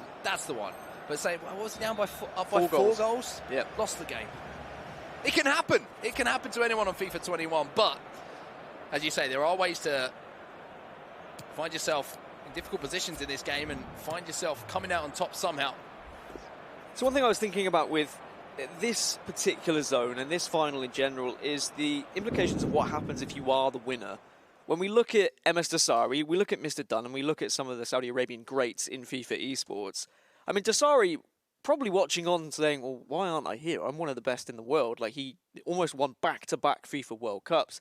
When we fast forward to next year, and we have, I would assume, another Club World Cup, are we going to see maybe Dasari looking at these results and saying, well, maybe I should be partnering with one of these players. Maybe I should take one of them on board myself. And that is a great opportunity. Sponsors as well are going to be watching. Other esports organizations are going to look to pick up some of these players. Whilst it's not the same kind of glory as the Club World Cup previously, winning a zone can have such a huge impact on your career. I put your name on the map, like we've talked about a lot of times, and it's been a year in general that's been about new players coming through, right? And this is the format for this has been a fantastic way of really being the exhibition, the showcase for some of these new names that quite simply we wouldn't have seen at the finals last year, at the live event, at the FIFA E-Club World Cup finals, because of the fact that there's so many spots available for certain players from certain regions to make it. And it's been a real lesson for us all that there is such a depth of talent in the world, and it keeps getting deeper and deeper every single year that we go through. You have this turnover of talent with the new game coming out. Certain players are better than others, and I think it's fascinating to see where these players will be next year. And when we get back to live events, you know, fingers crossed everything pans out the way that we're hoping it will do, what players are actually going to be there and what players are going to be in those seats and competing for these top places. Is it going to be the players that are previously qualified for events? Is it going to be these new players that we see having success in the online environment that are able to then transfer that over to LAN? Because that's a completely different story in itself. It is, and it will be another iteration of FIFA, which we know how different a game can be from one to another. And these players who are good now may not be good come FIFA 22. And that's always going to be the scary thing, is can I actually bring any of this progression that I've made during an unprecedented time and during a game where maybe I wouldn't have been able to find success in a previous one? All these different factors come into it. They certainly do. We'll take a look at the group table, though, just to remind you of how the two teams did find their way into our grand finals. The other two teams that were involved in Group A, Al Nassr FC and Goliath Gaming. Big shout out to all of the South Africans who might have been watching, supporting those two players. Unfortunately, things didn't quite go their way, but once again, you can see from the records, Dan, these two teams pretty consistent in the way they got through. If we are going to shout out Goliath Gaming, and Kalen in particular, a player who we do know about, and we know he has the potential to get to live events and whatnot, and of course a very different year with internet connections and everything coming into play. But when we do get to live events again, and if we do see players like that qualify, then I think we are going to be seeing those names. And yes, okay, like we see a lot of domination from the European region, North America, South America now as well. But what I love about this year is we're seeing teams and players who would usually compete in qualifiers, and maybe we'd see one of those players or two of those players get to a big event, but now we get to see all of the players who previously their games wouldn't have been televised, they wouldn't have been on streams, but now we actually get to witness it. And you're right, we're seeing names that we haven't seen before. It's a fantastic chance to build your stream, your career, all sorts. Another great thing it's been this year is the opportunity to see the progression of regions. You know, when we both came into FIFA eSports, back at the end of FIFA 17, FIFA 18, you saw Europe being the dominant force, right? And then you had kind of Dasari waiting in the wings, a little bit like Dorian Yates used to do in the bodybuilding days. Nobody would see him until the Olympia, just turn up and win. It was just that kind of that man that you'd wait and then he'd turn up and win, right? But now you see, we talked about North America a couple of years ago. They were a developing region. They had one or two good players. Now you look at North America, you see, the inaugural E-Champions League winner. You have him in NYC Chris. You see Joxan absolutely dominating tournaments. That region as a whole has moved on so much from when we started commentating to where it is now, where it is one of the regions that contains 1 and 2, 3, 4, 5 of the best players in the world overall. We're looking at regions now like, the Middle East and Africa, Zone 3 where we find ourselves now, the Oceania region, still all this burgeoning talent there. You have to wonder how the regions are going to be competing, because Europe's got a hard time now. Don't get me wrong. There is a heck of a lot of talent still in Europe, a crazy, crazy amount of talent. A lot of talent coming actually in from Eastern Europe as well, and we've seen in the Club World Cup. I mean, how do you feel the regions are going to develop? What regions do you think we're going to be seeing dominate at the top of the FIFA charts moving forward? I mean, Zone 6 that you speak of in this particular competition is North America. The final is set up tomorrow. It's NYC versus Complexity, the reigning champions of the FIFA E-Club World Cup. That shows the dominance of North America already last year. Like you said, inaugural E-Champions League winners, and they won the Club World Cup. Like, North America have grown, and I do think that the progression in that region has been bigger than any other, and I wouldn't be surprised if they are a dominant region, especially with the way Joxan's been playing. But then when you look at a region like this with Zone 3, it's hard to not realise the achievements MS Dasari had in Saudi Arabia and what he was able to do. Like, he was so close, one game away from being back-to-back World Cup champion, which no one has ever done. Yes, okay, we have seen people win multiple World Cup titles, but if Dasari had gone back-to-back, that whole GOAT conversation that is somewhat tiring at times would have been settled there and then, and we could have just said, yep, okay, Dasari's the best, let's move on and let's wait and see when someone else wins 2 back-to-back. I think if Dasari can kind of bring some of these players in Zone 3 that have shown a lot of progress throughout this season into a next season, he can have them under their wing a little bit, and he can teach them, even though he's still very young himself.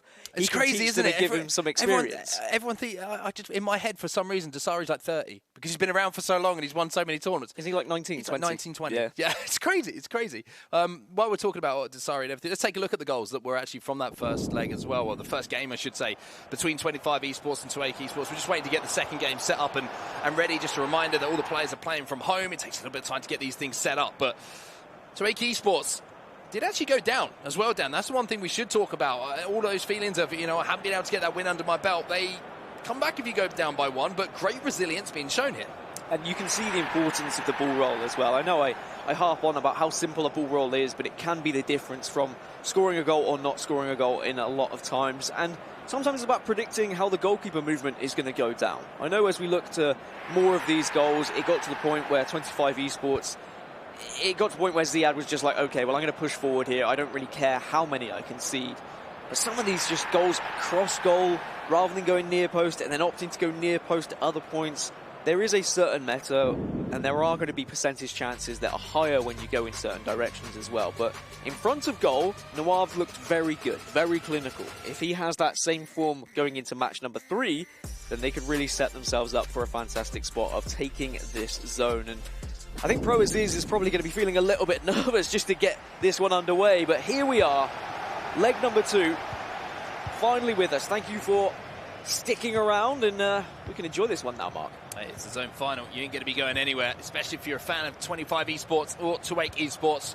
Just to set the scene one more time, Tuwaiq eSports have a 1-game lead in this best of 5, having just managed to pull off that 5-1 victory in the PlayStation leg. But for now, it's the turn of Pro Aziz and Abueza to go up against each other, and an opportunity here for 25 eSports to answer back. And an early goal, even though we saw it for 25 eSports in the first leg, I think would be very important for Abueza just to kind of say, look, we're not going to just roll over and show our belly in this particular matchup. You still have to get past me. Xbox is not going to be as simple as what happened on PlayStation previous. And you can already see, I mean, 25 eSports, look at the amount of black shirts at the back there. A couple of strikers that are just running around and trying to track this ball, but as soon as you get past that halfway line, it's absolutely packed at the back. You can also see the striker being told to drop back as well, so making sure that being solid defensively is the first port of call here. Tuwaiq eSports now stepping forward. Just that little fancy pass back to the partner in central midfield, but that doesn't find its target, and now Kylian Mbappe with the opportunity to counter-attack. But I think with the way that both teams are set up here, Dan, it's kind of set up to nullify that counter-attack, and it's kind of going to be one of those games where it's quick passing, a skill move, a directional nutmeg to find half a yard. That's going to be the thing that changes the flow of the match. And there is one now as Mbappe opens the scoring right on cue. It is the directional nutmeg, the mini bridge, whatever you want to call it. It's effective, and the finish was absolutely sublime. I feel a little bit hard done by if I'm a Tuwaiq player there, if I'm Pro Aziz, because he has moved the keeper. He's predicted the ball going across goal, and Van der Sar just flapped at it, allowed it to go past him. He's done everything right, but I guess you also, on the other side, you want to be rewarded for getting in that chance, getting in that position. 25 eSports will have the lead, just as they did, though, in the first leg. It's how we see a response. And you were right as well. Both players just setting up with a 5-3-2. It does kind of counteract the other one. It's just how quickly the wing-backs get forward and back. When you've got Davies, when you've got Alexander-Arnold, these Team of the Year fullbacks who are just so quick. It's very difficult. One opportunity here to answer back. A little bit of room on the edge of the box for Pele. You've already seen a couple of cancelled skill moves to try and find half a yard. Here's Pele. Oh, and there's a beautiful Elastico. There's the ball roll as well. And that's a goal to analyse for Spencer Owen. That is a special one. As soon as he beat him with the initial reverse Elastico, he knew all he had to do was just wait for that goalkeeper movement, see what happens. He saw a little bit of movement off the line. And then great patience, just a ball roll again, and then slot it away with Pele. 1-1. Maybe we're going to see plenty of goals in this matchup. Offside trap being used to try and step up and pressure the attack straight away from Tuwaiq eSports. This is good. This is looking like this is going to be a nice one. Such a good standing Elastico there.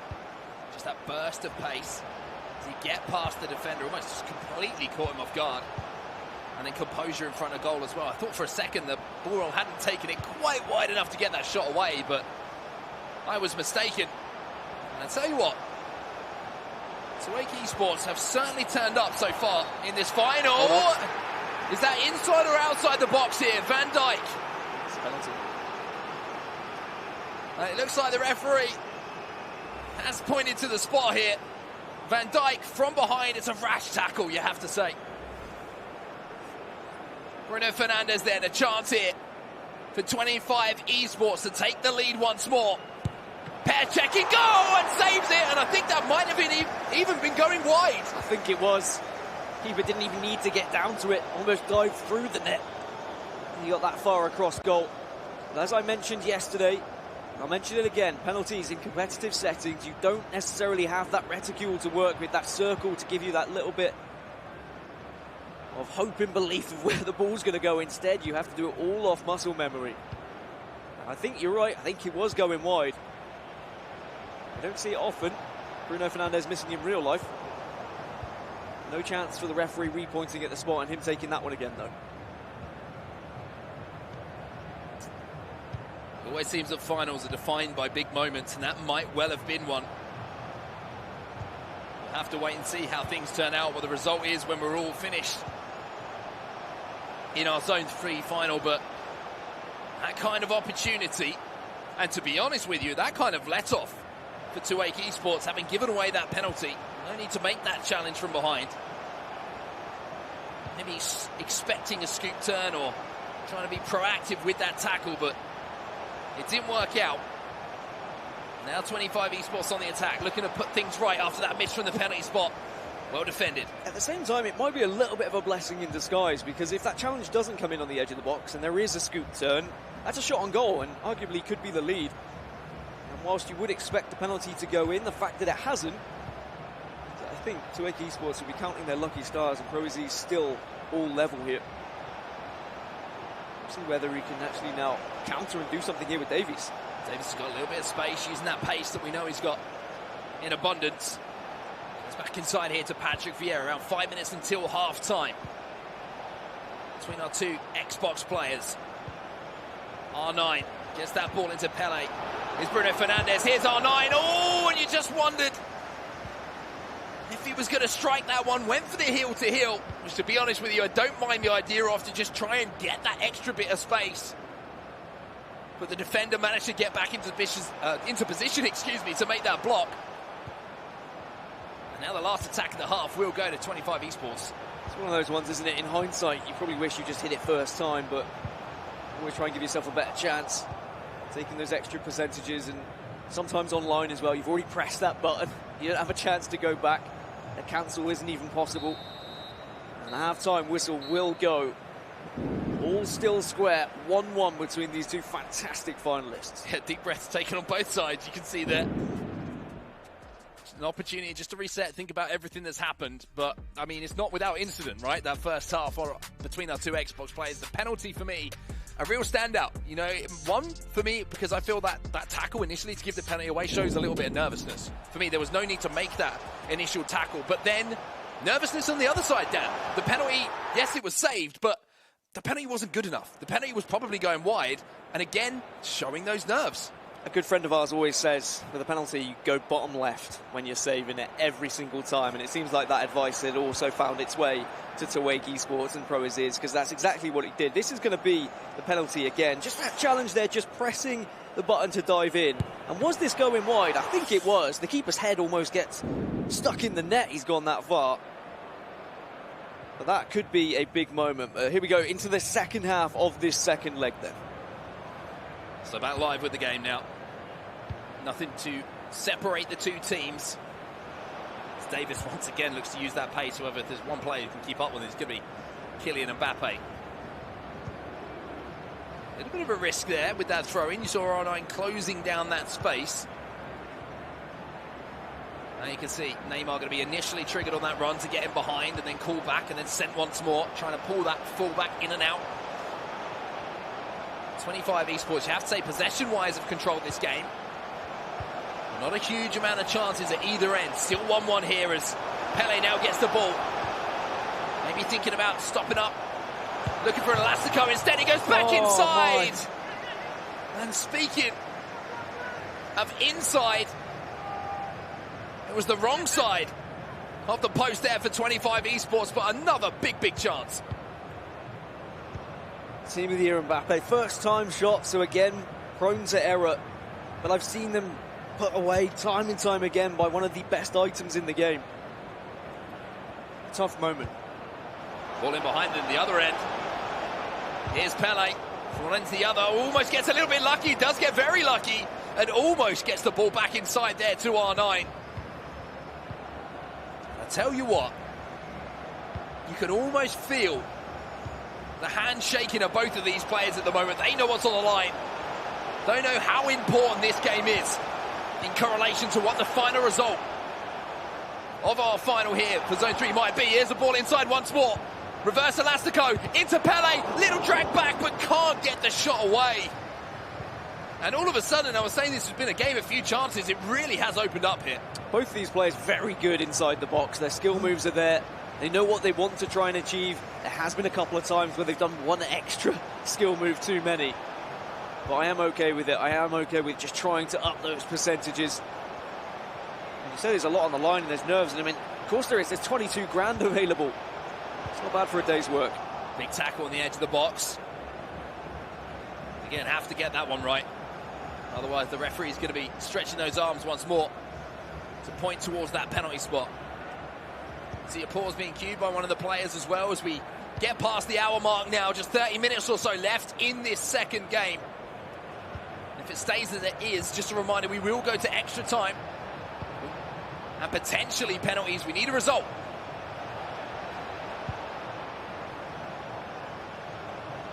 Patrick Vieira now. Into the feet of Ruud Gullit. Pressure building here for Tuwaiq eSports. Ferdinand tries to step out, but can't get a piece of the ball. Inside now. R9 with some fancy footwork. There's a strong foot in instead from Ruud Gullit. And he was tracking the runs constantly with Gullit, switching between his two CDMs, doing that circle jockey that you would have seen time and time again playing the game yourself online. Just hoping that one of those passes would eventually get into his path and he could nip the bud. Now an attack of his own. Now Abuaza, he'll be the patient one, as we knew this was going to be a bit of a standoff with both players playing the same formation at the start of the game, and it's very difficult to take the advantages of 5-3-2's attacking style when your opposition is also playing the same thing. One of the reasons why 5-3-2 became so successful and became so popular was those wing-backs joining the attack and generating so much space, but it's completely cancelled out when you're mirrored by the other side. Tackle in midfield there from Bruno Fernandes. Maybe a chance to counter-attack. Players back in position already. 25 eSports now. Abueza stepping forward. Alphonso Davies down this left-hand side. Gets to the byline. Little stop up from him. Chance here for Pele! And the top corner is found, and 25 eSports take the lead. Pele looks so good inside the box as well. The dribbling capabilities of that player is unreal, and the finish was something to go along with it as well. And it's a somewhat late goal. With only 13 minutes left, it is not going to be easy to get back into things, especially as this game has slowed down towards the very end. Even though there have been chances, even though there has been skill moves in the box, as soon as a player has the lead, you can start to restrict those chances for your opponent, frustrate them. This is a man who's getting the job done right now. Abueza. You can see his goals. You can see how many he's conceded as well. Pretty even across the board. But that goal there, it doesn't matter about what's happened so far. That goal there could be absolutely massive for 25 eSports. And they needed it, Dan. Just a reminder, Tuwaiq have a one-game advantage in this final. And 25 eSports needed to answer back. An answer back they have, and this would be absolutely huge just for the confidence for Ziad as well, who's already lost that game. To then see Abuaza go on and win his tie, just to say, okay, look, it's not the end of the world that I've lost. At least my teammate can come back into things and ensure that we don't go 2-0 down and put that extra pressure on him. Now, the reason why they're taking time in their tactics screen is because they know how important these tactics are going to be. Massive 20 minutes. Absolutely massive 20 minutes. In the context of this final, if Tuwaiq managed to get back into this, then it is fully pressure back on to 25 eSports. But Tuwaiq can't find a goal to send this to extra time, to potentially send this back to penalties. Then the series is tied up at 1-1 again, and the nervousness that might have been on the shoulders of PlayStation players is suddenly reset. So a massive 20 minutes or so in this game, or even less, I should say. Around 15 minutes plus stoppage time for Tuwaiq eSports in the context of this final. We saw that 3 central midfielders all put on stay back. They'll be sitting right in front of the 5 defenders. It is not going to be easy to break this down. We're going to need to see some sort of skill move. Score a through ball, but it's just a little bit too far. It's overhit, but Pele's still inside the box. Heel to heel from him, and the equaliser's been found immediately. R9 on the end of it, and the heel to heel sold everyone. It's the perfect time to get back into the game right from kickoff when those players haven't had time to readjust, get into those positions. And it was all over the place, the player switching. Probably thought the ball was going out of play. The overhit through ball. But Pele able to rescue it. And then just a 1-2 pass, finding R9 in the middle. And all those tactics you spent 5 minutes doing. Put it back to attacking, get back to the normal stuff, because you need to find another goal again. The FIFA E-Club World Cup never disappoints when it comes to drama, and this is another example of it. 25 eSports finally managed to find themselves in the lead. They've been the favourites all along. But now they find themselves one down in the series, and now they concede after working so hard to potentially find the goal to tie the series up at 1-1, and now we're back all square. And there's still time left in this game, in regulation time, inside the 90 minutes, for there to be a winner. And Abuazo, I mean, he would have been teeing this one up and saying, all right, well, I'm 2-1 up, I just need to close it out, I've got 10 minutes. The mindset would have been there to defend. He needs to instantly switch to attack. Big chance though, Mbappe at the other end, and the goalkeeper movement is what saves Tuwaiq eSports. Pressure still on from the corner though. Looks like this one will be swung towards the back post potentially. There it is, Rudhulit's going to try and get up to win the header. Van Dijk though, he gets there first. Could have had an extra touch with Mbappe, I feel. When that through ball was there was room. Interception comes in though. Just Arguably, looked like Kimmich had done enough there. Arguably hit the ball a little bit early with Mbappe. I feel like that could have been a game-winning moment with just a little bit more patience, but you can understand the reasoning. Oh, the offside trap! It's not effective! Back inside! Can't find the ball to connect though! And what a chance that is of the death! Chances at both ends, really. A lot of nerves. These two, they tied 2-2 in the group stage, but you didn't need a result in the group stage. Into stoppage time then. Pele trying to get round Paolo Maldini, who sends him to the floor. Pumped forward here, but given away. Is there a chance for one more attack? Surely the referee's going to pull this one to a close. And he does. Extra time then. I think there was more chances in that last 5 minutes than there was from the previous 85. I really think that Mbappe opportunity was there for the taking. Sometimes when you are sprinting with the player and the ball's coming in that direction, you can take a heavy touch and then the keeper just collects it. So that's going to always be in the mind of the player. But he hit it first time, and anytime you hit it first time in this game, there is always that chance that it's not going to be a great shot. But the goalkeeper movement was enough as well. If he had gone the other side, that was an open goal. It's a very risky bit of goalkeeper movement. There's the look at the Pele goal that I would have think Abuaza probably thought he'd secured the game. But then this overhit through ball, and just the patience, just waiting, biding your time, and then finding that pass to R9. Well, no messing around here. We're straight into extra time between 25 eSports and Tuwaiq eSports. Abuaza versus Pro Aziz. The Xbox players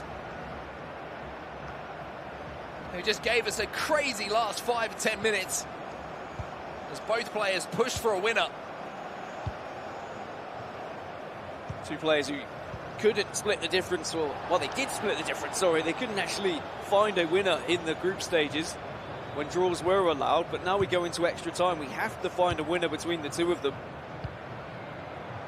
And I'm sure that Pro Aziz will be wanting to take a little bit of what Noir have had to offer in game one. And he found those 5 goals against Ziyad, going against the grain. Abuaza stepping forward here for 25 eSports, and Mbappe has a little bit of room in front of him, finds a pass into Pele. Has to be careful here, and isn't careful enough, gives away the corner, and it could be a mistake like that from Tuwaiq that creates an opportunity here. Corner taken short. Ferdinand. Carlos Alberto, instead of throwing this one into the box, is going to make sure that 25 eSports have the last attack of this half here. Davies back inside now. Pele, quick passing on the edge of the box. Almost finds that ball through to Pele. And it is going to have to be quick passing now. You really want to test your opponent's player switching. Some of those defenders are going to be a little bit fatigued. It's not going to be as easy to track. A lot of white shirts flowing forward here, though. Davies, that man's got a lot of stamina. A lot of pace to burn alongside it as well. Big tackle, though. And right at the end of the first half of extra time, it's going to be 25 eSports who are breaking away on this right-hand side. Ball in behind. And it's Kylian Mbappe doing the work for his team. We've seen a lot of Kylian Mbappe at right wing back, to be honest, through this tournament. Some people have preference of him or Trent Alexander-Arnold. Maybe one last opportunity here. Ball into R9. It's got 1v1 with the defender. There's the cricketer cancel. Look for the ball inside. And there's the whistle. First half of extra time doesn't give us the goal. We're looking forward to separate the two teams and these two players. We're going to get back underway for the final 15 minutes of regulation time before we go back to the spot. He had the option of taking the free kick there as well in those dire moments, which is tempting. You just want to see the direct free kick. Not even just that, but of course if you press both triggers in FIFA 21 you can bring that ball back. But it also means he can bring more players forward and could just lay it off short and then try and go for something, go for a through ball or a shot. But I think because R9 had that extra bit of space, and if he had have cricketed past the man, then yeah, it would have been a different story and there would have been a lead. But only 15 minutes left now. We've had a bit of a record of penalties so far today. It seems like every time we commentate there's a penalty shootout. Hopefully I called the right one today. Cancelo on the fullback, and you are going to see that, those fullbacks being changed as they get up and down the pitch so much, even when you have those Team of the Year items with 99 stamina in that position. Still need some fresh legs to try and burst past the fullbacks. Tuwaiq eSports, 1-0 up in the series. Find the ball into the feet of the striker, and that was an opportunity there. Pele maybe could have controlled that a little bit closer to him. Had the chance to turn left, turn right, really test the defender. And now 25 eSports on the counter-attack, and what a ball that is behind. Kylian Mbappe versus the goalkeeper, and Mbappe will win it. What a finish. And you can see the reaction. And what that means. Just so much space for Mbappe. Maldini did his best to try and get back. Pro Aziz sliding in as well. And the slide looked like it was going to be enough, hooking around. But Abu Azza screaming with joy as he is now moments away from tying up this series for 25 eSports. And there would have been such a huge impact if he lost this one. But we've got to remember, we were in this position not too long ago, right at the end of the first 90 minutes of regulation time, and Pro Aziz almost immediately from the restart managed to find that goal to get back into it. So Abu Azza's got to switch on here, Dan. I'd be even tempted to just bring a player down from the kickoff, have a slide, take the free kick, take a yellow card, and allow all those players just to ensure they're in the right position after all these changes. Not allow anything tomfoolery to happen after kickoff. But it was a good finish from Mbappe. It's a shame Maldini wasn't able to get there from the defender's perspective. 8 minutes then for Tuwaiq eSports and Pro Aziz to get another equaliser to send this to penalties. And there is that attempted slide. At this point, nothing's off the table. R9 tries to step away from Hullet. You could see the idea, he had Hullet at his back, but a quick player switch ensured he didn't get away, but that ball's going to fall straight back to Tuwaiq eSports here. Here's Ruud Hullet. You can see Mbappe just holding his line in the middle as well. Here's Mbappe! Oh, and it's another goal! Another equaliser! And it's 3-3. Get back into those tactics. Forget all the defensive options you've again implemented. Start thinking about penalties. Incredible from Pro Aziz. Incredible. Look at his face. He cannot believe what he's seen. Not the first time, the second time that lightning is struck here. He's tried to slide from the initial kickoff. He's won the ball back and then tried to dink the ball over. And he hasn't been able to do it. And look at that for a reaction. They say a picture tells 1,000 words, Mark. I need to get back in the gym. Looks at that.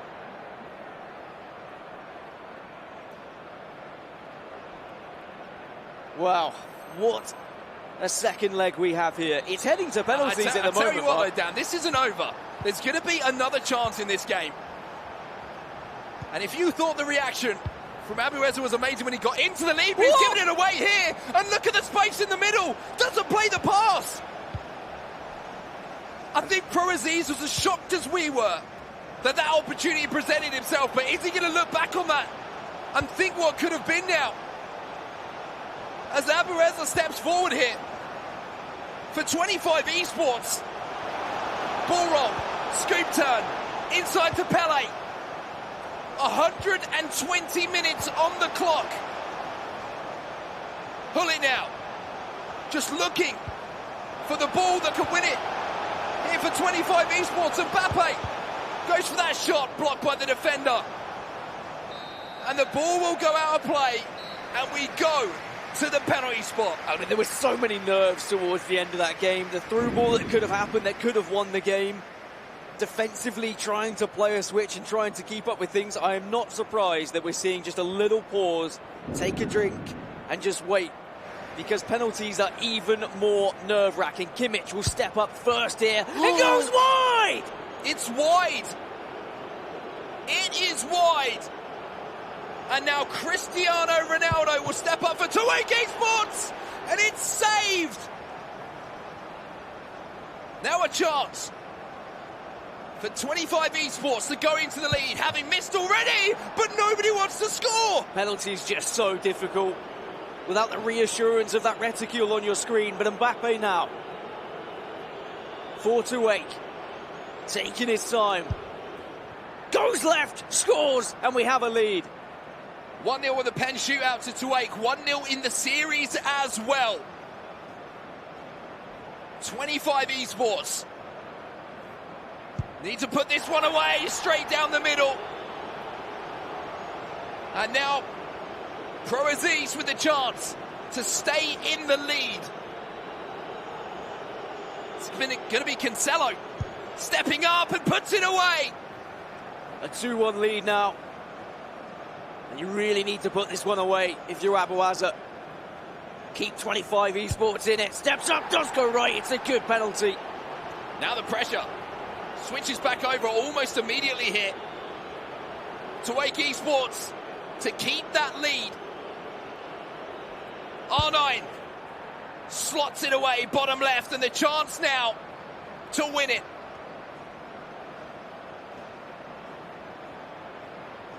A save here, and it's going to be golden, but no, it's put away.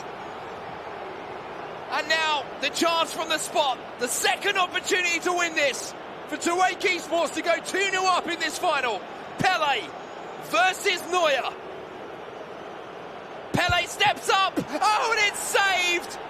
You knew something else was about to happen. Well, it's all level again, and it's sudden death now. As Hullet, the icon, the legend of the game, will put it away, and it's suddenly advantage 25. Tuwaiq need to score. A save here, and 25 eSports, they go through, they put it in though. And it means we're still tied up. Alphonso Davies, he's done so much from left back. It's easy, it's down the middle, it's cool, it's calm. Sudden death. Bruno Fernandes steps up and he put it wide. And after all is said and done, 25 eSports will tie up the series at 1-1, and you can see how much that means in the context of this final. After all the fight back from Pro Aziz, it all comes down to a missed penalty. It's something you don't see very often when you're playing at home because you have the reassurance of that reticule, but in competitive settings, trying to see how close you are to the post with that circle, you don't have it.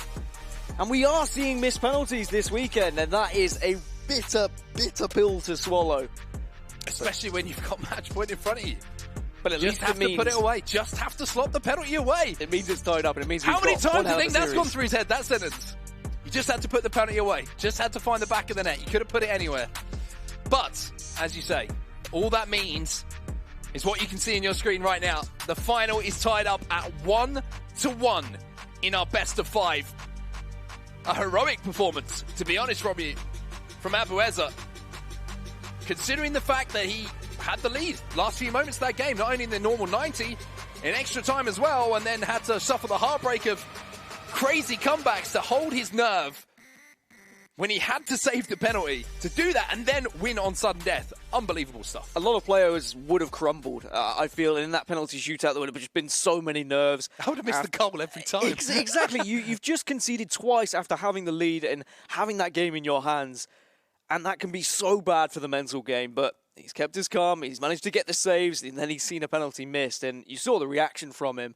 Absolutely huge. It's all tied up 1-1. And game on for this series. I mean, the reaction, I think, for me, tells you how important that was. As if we hadn't done a good enough job explaining to everyone at home how vital that was for 25 eSports to get back into the series. You could see it there, because that could have been match point. If that goes the wrong way, then 25 eSports all of a sudden have to win 3 back-to-back games. And that is a completely different task to the fact that now things are all tied up. And the reaction says it all, right? The reaction says it all. Yeah, I mean, that we see, like, the reactions of the ice in the veins, but I just think that was just power in the chest there, just hammering at home like Passion. King Kong.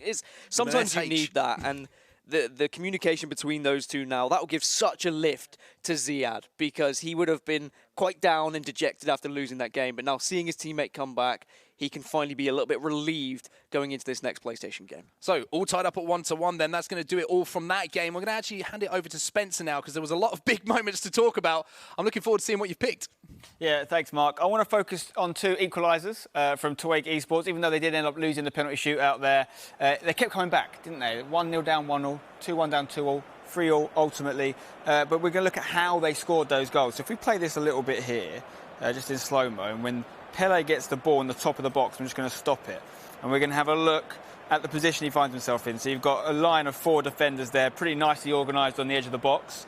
He wants to get in this space here. Okay, that's the money spot, because if he gets it in there, he's going to have a shot on goal. It's very difficult. He's got one teammate he can really look at passing to here meaningfully, and that's this man there. But unfortunately for him, there's an extra defender, isn't there, just here, that's kind of cutting out that option. So I think the 1-2 isn't really going to work. There's one thing he can do to get himself in that spot, and it's not 100% chance of success, which often means, you know, these pros don't want to take it if it's not got a good percentage. But if it works, it looks amazing. Don't blink, because you might miss it. A little bit of skill here. A little bit of movement, lovely. Suddenly he finds himself in the box. Now, this is obviously a great opportunity. Very good chance of scoring here, but you've got to make decisions. You've got a few options. Do you go finesse into the near post? Do you go far post? Do you wait for the keeper to come out a little bit more, maybe try and go over him with the dink? What often you see, which maybe you wouldn't see in traditional football, is these guys trying to commit the keeper and make their mind up for them. What they will do is wait for the keeper to come, open up the angle, use a skill move, and it basically massively increases your percentage chance of success in FIFA. If you watch it again here, he's going to do a little roll over, and then he opens up the angle at the near post. So that's one way of scoring, but it's all about the composure under pressure. There was actually a few chances 25 eSports in that game to do similar, but he snatched at his shots and took them a little bit earlier. We're going to fast forward this one a little bit and get to a moment in the box here. So Pele's got the ball again. Keeper's come out a little bit, you can see that. So once again, we've got a situation where we're outnumbered in terms of defenders. There's 4 already in there. He's got 2 mates that he can look for, but he hasn't got an easy way of finding them right now. It's R9 Ronaldo around the penalty spot is the one to watch. He's going to be the one that ends up scoring here. What Pele's going to do, and you have to excuse my annotations here, but he's going to do a little bit of tomfoolery in this area, right? He's basically going to delay things, and he's going to get these 3 defenders, not 1, not 2, but 3 of them, all to come towards him, because obviously Pele in the box from that angle could shoot at any moment. It's a very dangerous position. By bringing those 3 guys towards him, he's going to open up the space for R9 Ronaldo. He's going to play a pass back into that area, which suddenly, even though it's really crowded now, is going to become very free. Wait for it. This is the tomfoolery I told you about. There you go. Look at the 3 defenders. They all come near him. Suddenly, what's happened here? Oh no, Ronaldo completely frees a bird. He scores. And then the final piece to look at here after that goal is the reaction from our lads here. Let's take a look. Now, watch this. Okay, we need to analyse this. Mark, right? Look at the difference in the reaction. Mark's head is 100% gone. It's gone somewhere in this direction, I think, over here.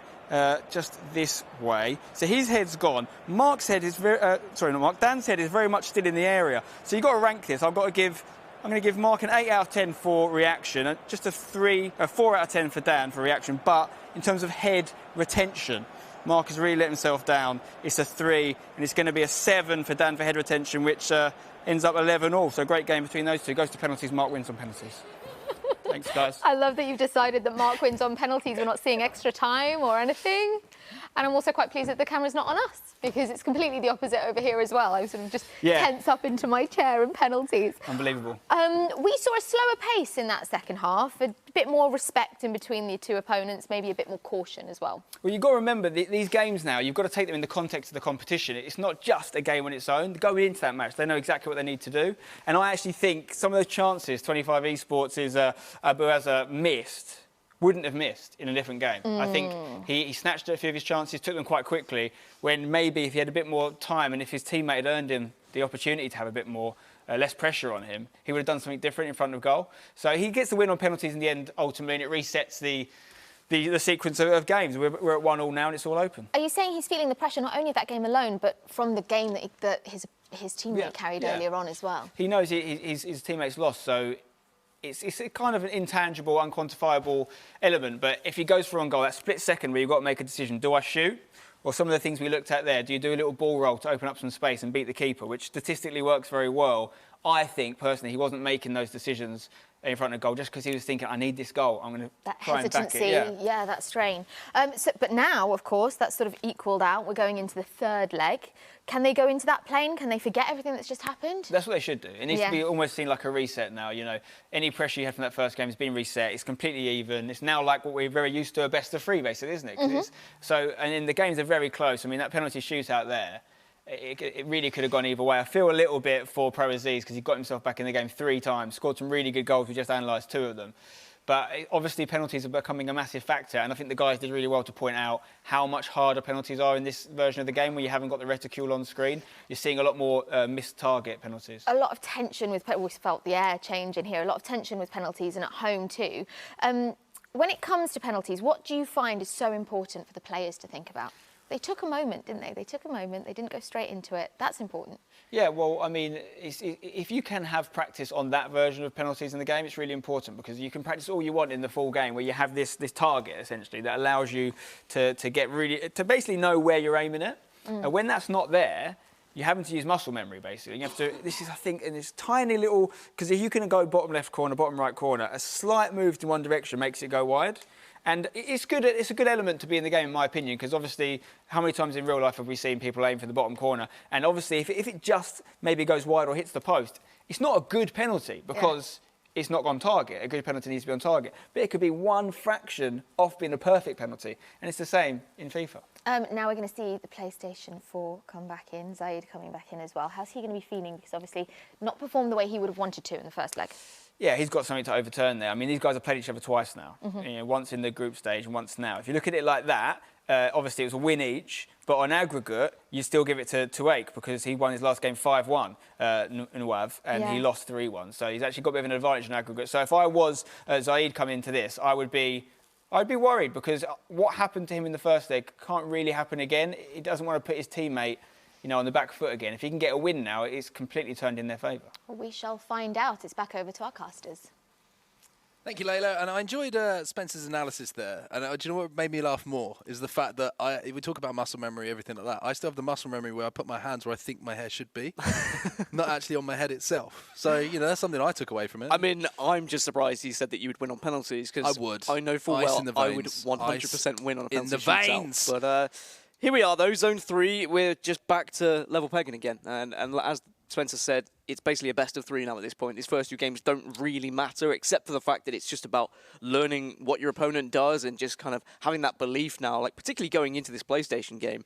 Noav's going to have so much confidence after winning 5-1 in that initial matchup. Yeah, he is, but the momentum isn't in his team's, you know, on his team's side now. That's the difference, especially to be so close to this being the deciding game where you have had that win before and your teammates just pumped you up as well because he's got that big win under his belt. Completely different now. As you say, essentially the series is reset and that big performance kind of doesn't mean much as far as, you know, the result is concerned. It's more of maybe a psychological edge, but then has that been taken off now, watching your teammate lose in such a devastating way? You got to remember, it's different here in the team-based environment. Usually you'd be watching that game if it's a normal event and, you know, you're playing your 1v1s, you're playing for yourself. You don't care what's happening in that. But that emotion is going to seep into your performance as well, knowing that you were so close, that your teammate was so close, that your club was so close to being on match point here. Yeah, you'd be chilled out watching if it was just any other game, but there's always going to be all those nerves. And I feel like Noav is probably watching on saying, well, I could have been in a match-winning scenario here.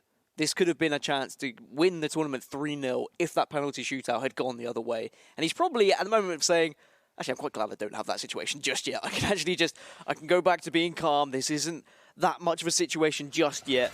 But when it comes to that game 5, it's going to be his responsibility if it gets there. And I mean, it's hard to call which way this is going to go because, as Spencer alluded to as well, the fact they played each other in the group stage, it was a 3-1 victory for Zayad, and now it was a 4-1 victory for Nuav. There is a slight aggregate advantage if there were an aggregate thing, but there isn't. So it's all about just who's got the mental game and who's learnt more from those two matches. Where were the defensive mistakes? We saw a lot of stepping out with the defenders from Zayad in that first matchup. Are we going to see a formational change? Do they think that maybe, I don't know, a narrow formation is going to work better, or whether the 5-3-2 is something they have to stick with? All these different things. Even something as simple as those central midfielders in a 5-3-2, how many of them have you got going forward? How many are on stay back whilst attacking? That can really change a game. Yeah, I think it's certainly going to be an interesting one, and we're going to look for our players to how they've reacted from that first result. I think it was a strange one. You know, the result was obviously very heavily in favour of one of the teams, you know, in that first game we've seen between the two players. But looking back on it, it seemed to me like, you know, the first 45 minutes was still extremely cagey between the two. It was back and forth. You had 25 eSports taking the lead and then the goal just before half-time. And, you know, all of a sudden it was like, okay, well, this feels like a final match, right? It feels like it's not going to be a lot. And then all of a sudden towards the end, it felt like 25 eSports maybe tried to take the ascendancy a little bit, take the game by the scruff of the neck. And that can backfire on you in FIFA 21. Because if you don't put those chances away, you don't turn those good opportunities where you have possession in good areas in that last 25 of the pitch, then you can get counterattacked extremely quickly. And we saw that a couple of times at the end of that game. And then you have the situation where you're chasing the game, you've only got 15 minutes left, and the score can get out of hand. So I think that's something maybe for Ziyad to keep in mind here. Yes, it was a conclusive victory for Nuav in the previous game, but if you look at it, you break it down, you put it into the context of what actually happened in the game, it was a lot closer than the scoreline actually suggested. Well, we're into the third leg then, between 25 eSports and Tuwaiq eSports. It is a rematch from the first leg. And the real question is, are they going to end up playing each other again in that game 5?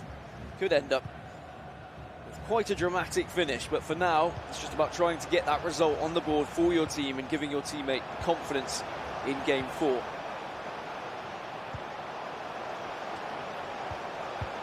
So we'll be Ziyad with possession at the start of this game. R9 just a step away from the attention of one defender. Alfonso Davis, though, will come across. A little bit of assistance from the AI there to make that tackle. He does make it successfully. Maldini now plays that one into midfield. Patrick Vieira will turn back and give it back to the Italian. Just biding the time at the moment, both players a feel for how the game's going to be, just trying to suss out the formation their opposition is going to be playing. Are you against a 5-back? Are you against a 4-back? Can you dominate the midfield? Do you have to go out wide and utilise your fullbacks? Do you leave space for R9 to run into? There is that overlap as well. And that's to come inside the box. Pele bullied off the ball there. Well, his Brazilian compatriot there, Carlos Alberto. It was such a shame. Mbappe was pretty much through on goal if that through ball had made it. Cristiano Ronaldo was the one who latched onto it, and I'm sure that it was quite disappointing for Nuav seeing that run coming on the right-hand side. Kylian Mbappe on the other side. Great turn there from Bruno Fernandes, just showing off the dribbling attributes that Team of the Year for IM does have, and there's the defensive attributes. Once more of Paolo Maldini. Good pressure here from Tuwaiq eSports, even though there has been some possession for 25. Hasn't been without challenge as Pele now steps away. That's a great ball, though, into Cristiano Ronaldo. For all of the praise I give to the defensive work, it ends up being a pretty simple way towards goal here. And 25 eSports and Ziyad take the lead. Yeah, Ziyad taking the lead again in this fixture. Just watch Van Dijk here, just walking out of the way. I think it was one of those, by the time you player switched, your opposition is already turned on a dime. Now the question is going to be whether Ziyad can actually keep the lead here. You can see a couple of stats there on the bottom left-hand side of your screen. Did manage to get some good goals, but also was conceding quite a few goals as well in the group stages. Just looking at this tactically as well, as we see Tuwaiq eSports go forward, there's been a few opportunities where those fullbacks have managed to get in behind, just haven't been found as yet. Now Cristiano Ronaldo inside the box and down with the first time. Fake shot and then trying to strike it almost immediately, but there's certainly signs going forward here. Tactically, there might be an opportunity to get those players in behind as players on the pitch are more cool than I am in the commentary booth. I mean, we do feel it. You feel every moment because you have been there, and we play enough FIFA ourselves that even just a FUT Champions game can be nerve-wracking, let alone playing for 22,000. Great bridge from Alphonso Davies, and Zambrotta will be there to match him. Corner though, we've seen they've been dangerous for so many players so far in the E-Club World Cup finals.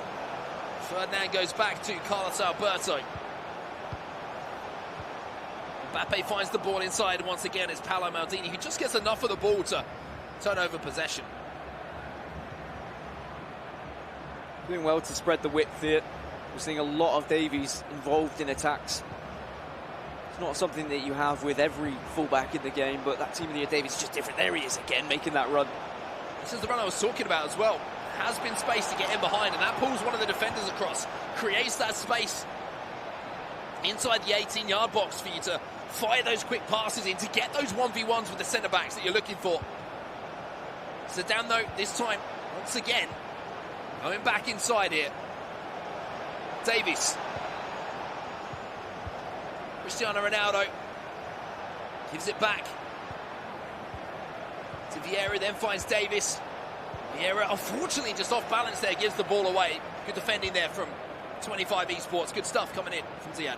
And these are the moments where you really need to take the opportunity that is presented for the counter-attack, but the defending has been pretty good from both sides, that even when you try and counter-attack, suddenly those fullbacks are in a position where they're cutting out all the space that is available for the through ball, so you end up just going back to the CDMs and waiting. Vieira and Fernandez just having a game with themselves at the moment, and waiting and saying, well, actually, I have a goal lead, buddy. You've got to come to me. Here's Davies. 10 minutes or so till half-time. Fernandez once again. And then past the parcel at the moment with Patrick Vieira in that midfield. No need to force things here for 25 eSports and for Ziad. Finally goes forward now. Paolo Maldini, though, once again, successful tackle. And whilst we've seen some dodgy moments for both Maldini and Van Dijk throughout this tournament, when they're in that kind of position and they're stepping up and they get their body in the way, it's just so difficult to actually turn around them, and they hit very hard. And most of the time, they will win that ball back and allow you to regain possession and start to think of an attack. There's a ball through here. Cristiano Ronaldo was the man who he was found. Pele back inside to Ronaldo. Looking dangerous here. Tuwaiq eSports trying to get inside that box once more. So many bodies for them to deal with, though. Pele tries to go back inside again, but I just feel like let's use his wide players a little bit more here. Attack that byline. Pull one of those defenders across. I've seen a lot of that throughout the tournament, though, of people like not actually using the width that's presented to them. And that will be the half-time whistle.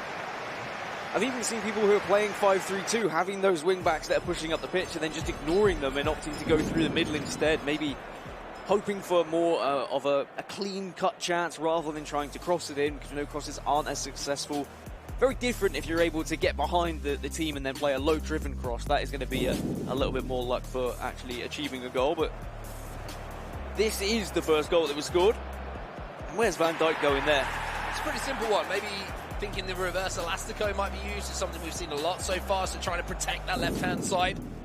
But instead, it was just a simple touch back inside, and it was a simple finish at the end of the day from Cristiano Ronaldo to give us the goal that separates the two players. But it's the same story that we saw before, right? You know, 25 eSports took the lead previously in these two PlayStation players going up against each other, and it was in the second half that Tuwaiq eSports really started to come to life a little bit, and all of a sudden it ended up at 4-5-1. I can't remember the exact score. I believe it was 5-1 at the end of the game, but that was the turnaround here. So for Nawazi, he knows that he's been in this position before. He knows the second half is well as excelled, and he also knows that he's going to have some tactical changes he can make should it come towards the end of the game where he's still chasing it and he can create opportunities? It's just those through balls, really. He's just waiting for that right moment where he has had a little bit of possession. And where Ziad does just step up with those defenders again. He hasn't done it as much, but also Ziad has controlled the game a lot more than he did in the previous encounter. He's been forcing Nuav to actually come out of his shell a little bit. Bruno Fernandes, Cristiano Ronaldo, Fernandes, surely no! On the rebound though, yes! And 25 eSports make it 2 right at the start of this second half. Probably thought he'd done enough with the initial shot from Bruno Fernandes. It's a great save from the goalkeeper. It's kind of hit straight at him. Doubt you would see R9 or Cristiano Ronaldo missing those. But being presented with a little bit of fortune, and the second chance was never going to miss. And now this is a different situation. Noir finding himself 2 goals down. And perhaps this is where he really needs to get into that tactic screen and start to think about being a little bit more aggressive.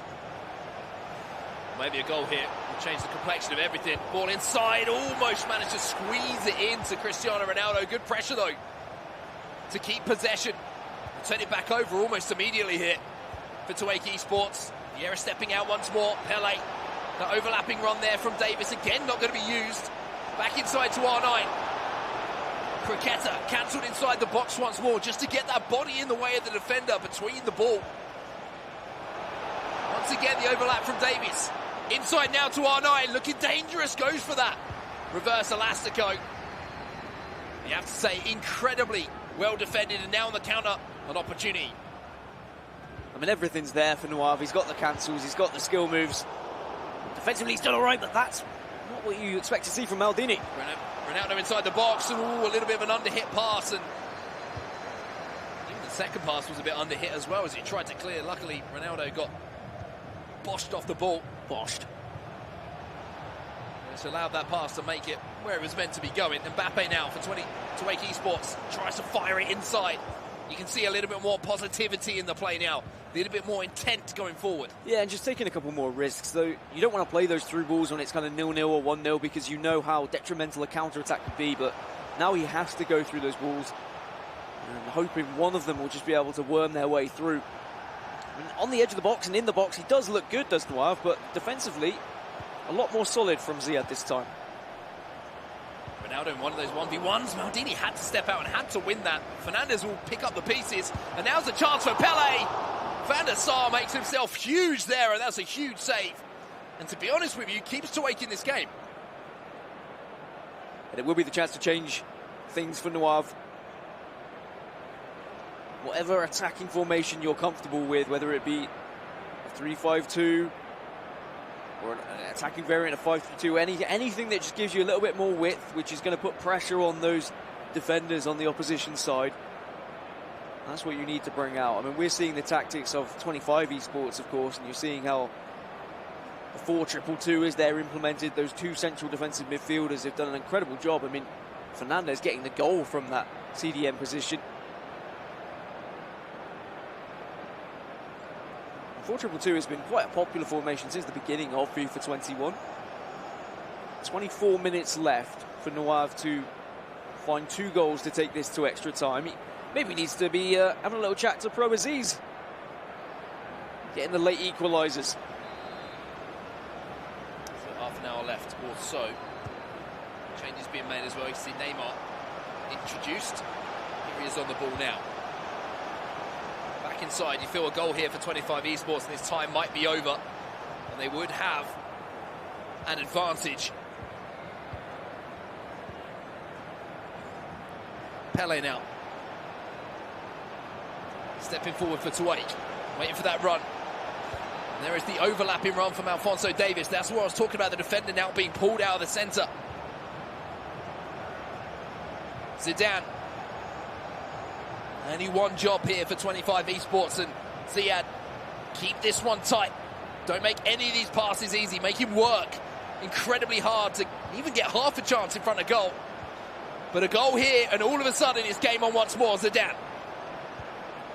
gets that ball inside. Maldini steps across though. Just trying to kill time defensively as well, but there was a little mistake there, and maybe a chance here from the edge. We are seeing some patience still, because there is a little bit of time to work with, but needs to go forward and find a pass soon. Pele just turns the wrong side, though, just shows too much of it to Carlos Alberto. But now the Brazilian's giving it away, and Bruno Fernandes has to come in and calm things down. And there is that long ball away, trying to buy a little bit of space, finally, for 25 eSports, just to breathe. Yeah, he's not expecting to actually be able to latch onto that ball and get any sort of counter-attack. It's just to ensure he's not giving the ball away in a dangerous area where he leaves himself vulnerable. Pele now, you can see again, Davis has all sorts of space on this left-hand side. Goes for the bridge around Alberto, but cannot find the way round. But pressure's still on here, 10 minutes to go. This sequence of play, you feel needs to be a goal here for Tuwaiq. Yeah, because the pressure can only last so long. Stamina starts to go. Take advantage of it. Maybe something here for Cristiano Ronaldo. Ronaldo goes back inside. A couple of shot cancels. Maybe just not thinking there was enough space for a clear-cut opportunity, and now at the other end, Neymar being tracked by Zidane. But that was the chance there, you feel. Yeah, if that gone in, it's game on, and we're looking at a really nervy ending towards this game. But the fact that it didn't, and the shot wasn't taken, and the ball was able to go all the way down the pitch, and it's still going to be a throw-in in favour of 25 eSports. I think we're looking closer to it being a 2-1 lead to 25 eSports in this Zone 3 Grand Final, which would mean pressure then goes back all the way onto the Xbox side. Pro Aziz would have to win his game, did lose on penalties previously. Unless you can win the ball back now and score a goal instantly, I'd say this is game over.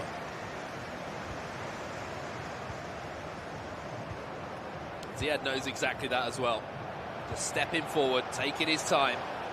A goal here would be massive for 25 eSports. Would put the game to bed completely. But possession is just as good as a goal at this point, but it's been given away. 5 minutes left in this game. Needs to be aggressive going forward, but what a player switch that was. But as I say that, ball given away. Pele gets the wrong side of his man. For 25 eSports, they needed something defensively. That was the opportunity, Dan. That was it. He's in his own head, Mark, there. I mean, he's gone for the ball roll. He's just known what an important chance it was, and it was his only opportunity to get back into the game there. I think you just hit that with Pele. Forget about percentages at this point. You just need to give yourself an actual chance of scoring a goal. So into stoppage time here, and it looks like 25 eSports will have the advantage in our final. And Tuwaiq will pick the ball up. He'll put the ball out of play. Advantage to 25 eSports as the Ed gets revenge from our first game of our finals as he takes the third game, 2-0. And this was what we expected to happen in game one. We expected Zaya to be able to win, and then the Xbox would probably be in favour of Abu Azza.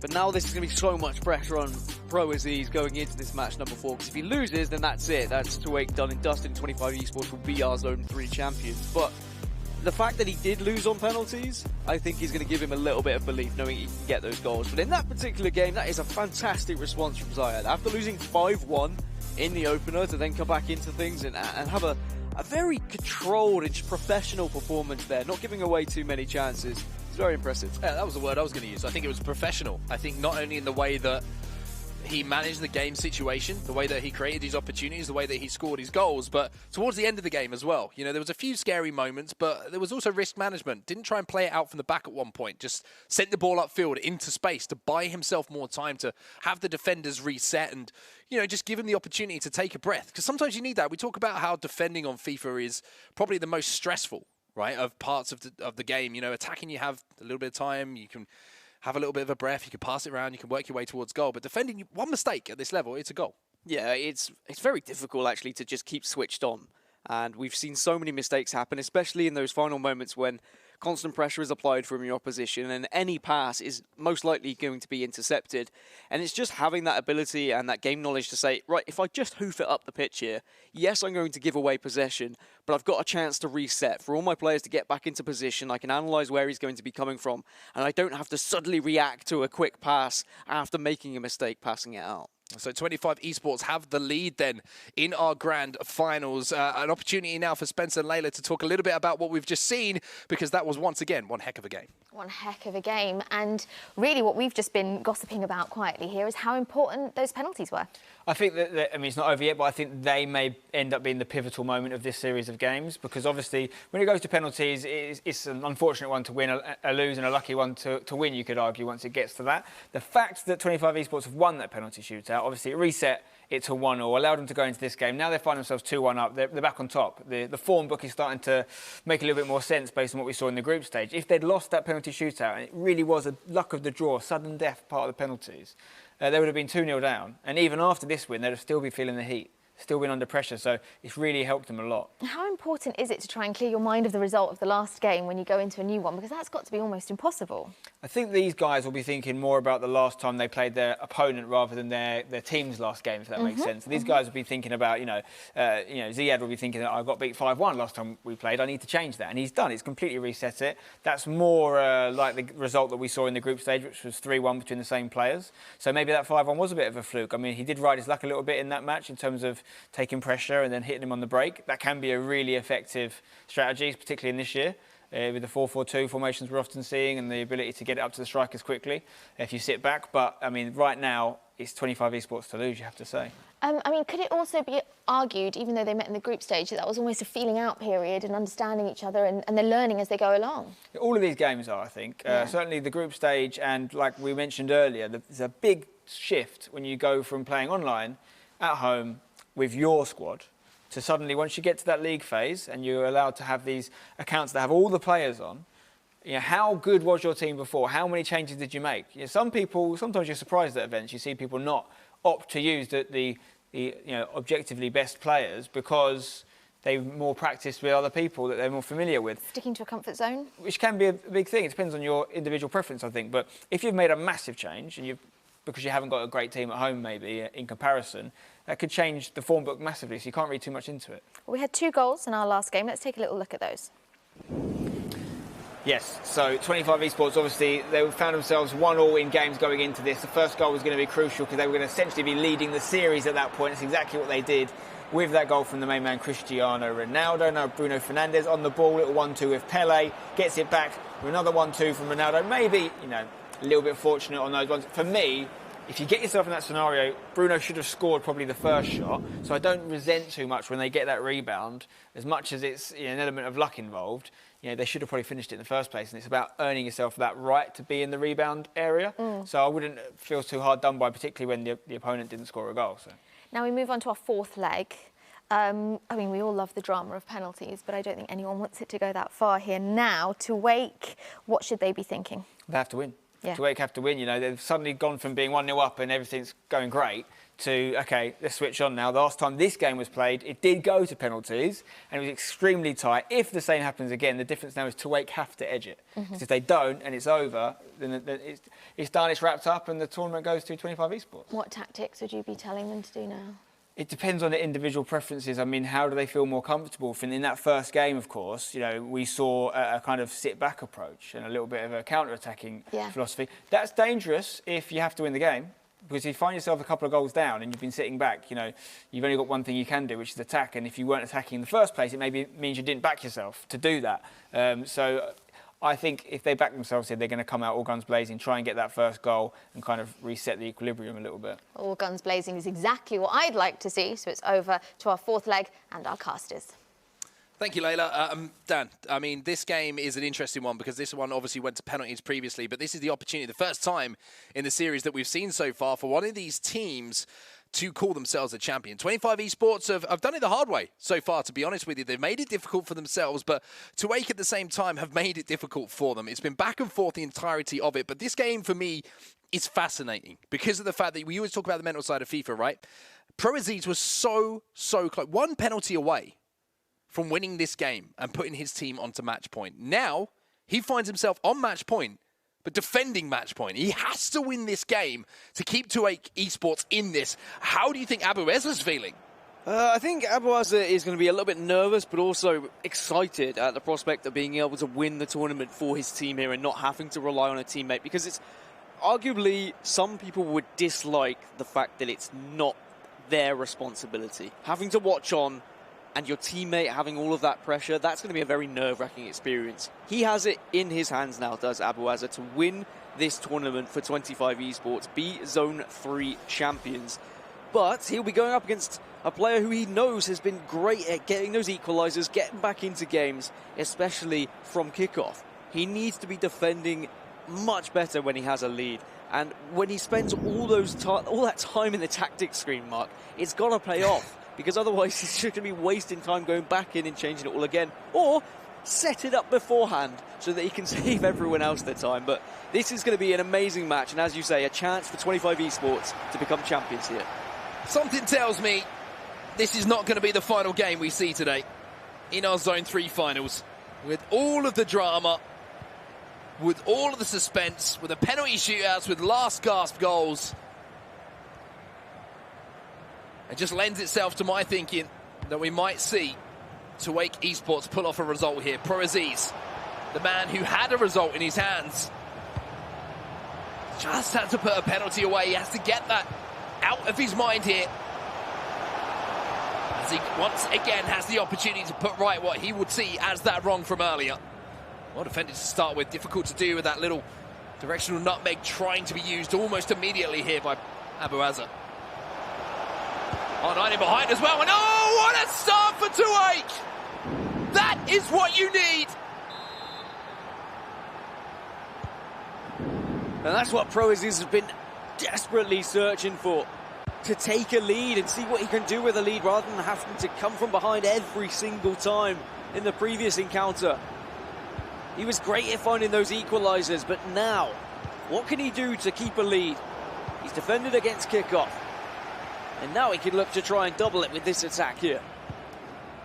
Offside trap being spammed here by 25 eSports as well, and what that means is if you could time a through ball, you're going to create an opportunity for yourself, and maybe you could see ProAziz just second-guessing himself a little bit in that position. All the talk of this being David versus Goliath and Tuwaiq never beating 25 eSports, you wouldn't know it with how these players are playing against one another. I have to agree with you, it has been so tight this series. The fact that we're in a fourth game should tell you everything you need to know. As Hullet now picks this ball up deep in midfield. Tuwaiq eSports fired some passes around this 18-yard box. Ball now in. Little fake shot from Pele. Good stuff on the ball here from ProAziz. Looking extremely confident in and around that 18-yard box. But also mindful of possession here, Dan. Doesn't want to rush anything. Doesn't want to rush anything, but at the same time knows he can just lure players out here. Not going to be enough to allow R9 to get past the man. How quick are we going to see this counter-attack? These are the moments you need to take advantage of. There is going to be the through ball possibility, but instead just steaming forward with Mbappe here. Mbappe fighting with Davis. Gets the ball back inside now. Bruno Fernandes can't get away from Hullet there. Doing a merry old dance in that midfield, but now you have a 3v2. All of a sudden developed it. R9. Defenders desperately trying to get back, and will do. But nervy moments here for Abuaza, who really does seem to be playing incredibly aggressive in defence. A lot of pace suddenly injected into this game and very fine margins. I mean, Maldini in that situation with R9, I've seen him actually take the player out, and suddenly that could be a free kick or a penalty. And the Hullet factor has definitely been a thing defensively for Tuwaiq and ProAziz. He talks about the merry dance with Bruno Fernandes, but just the body type of Hullet was able to shrug off Fernandes and not allow him to get through. A pause already being cued here by one of the players as well, which to me is always surprising to see in the first 25 minutes. I wonder if that's coming in from Abuaza. He does like a tactic change, does Abuaza. Maybe just not happy with a couple of those players, perhaps not joining the attack or not in the position they'd expect. Here's Pele. Bruno Fernandes gives him the ball back as well, maybe thinking about that directional nutmeg, but not being given the opportunity. And now once again on the counter-attack. Look at the space in behind. That's not the first time down. That's the second or third time that Tuwaiq eSports on the counter-attack have had a huge opportunity to get through on goal. And now on the other end, having not taken that opportunity, you have to be careful in defence. The pass a little bit disappointing. It's because Abuaza is stepping up a little bit more with his defence. He's trying to win the ball back at a higher line and is leaving him vulnerable. In behind here, a little bit of goalkeeper movement, almost. Cost, to be honest with you. Tuwaiq eSports and Pro Aziz almost moved the wrong way. But it worked out in the end. Stays at 1-0. Now Alexander-Arnold storming forward from fullback. Can he find the ball inside? Tries to turn away from goal. The referee will pull that one back. It's been 1,000 miles an hour this game. It's the thing, I mean, like every time the ball is gathered in defence, it's a quick lump up to the top men, hoping for that through ball, hoping to generate a bit of space behind the back line. And then the real question is whether you're able to beat that final man, but it's only happened the once so far. Even though there has been some shaky moments defensively for Abuaza, his aggression has paid off, but one little mistake, and suddenly it could be 2 goals to the good for Pro Aziz and Tuwaiq eSports. A mistake like that, for example, if R9 had been able to latch onto it. Such fine margins here in this grand final. And that ball in behind is going to find Kylian Mbappe. 1v1 with the goalkeeper, puts it away! It's 1-1 here. But this game is fascinating to watch. Tactically, both players kind of throwing the tradition out of the window here. Both players just trying to fly back into this game. This game looks like I'm watching 2 players playing in their weekend league. They are just trying to win the ball back and looking for a through ball straight away and hoping that defenders can't latch onto it. And that one was just timed perfectly, sliced through the defence. Mbappe puts it away, and it's a very calm finish in the end. Straight up the other end then, Pele turns away from his man. Cricket cancel, almost finds that ball. It's Cristiano Ronaldo. And now Van Dijk's going to step up. Ball into the feet of R9. Can't get away from Ferdinand, though.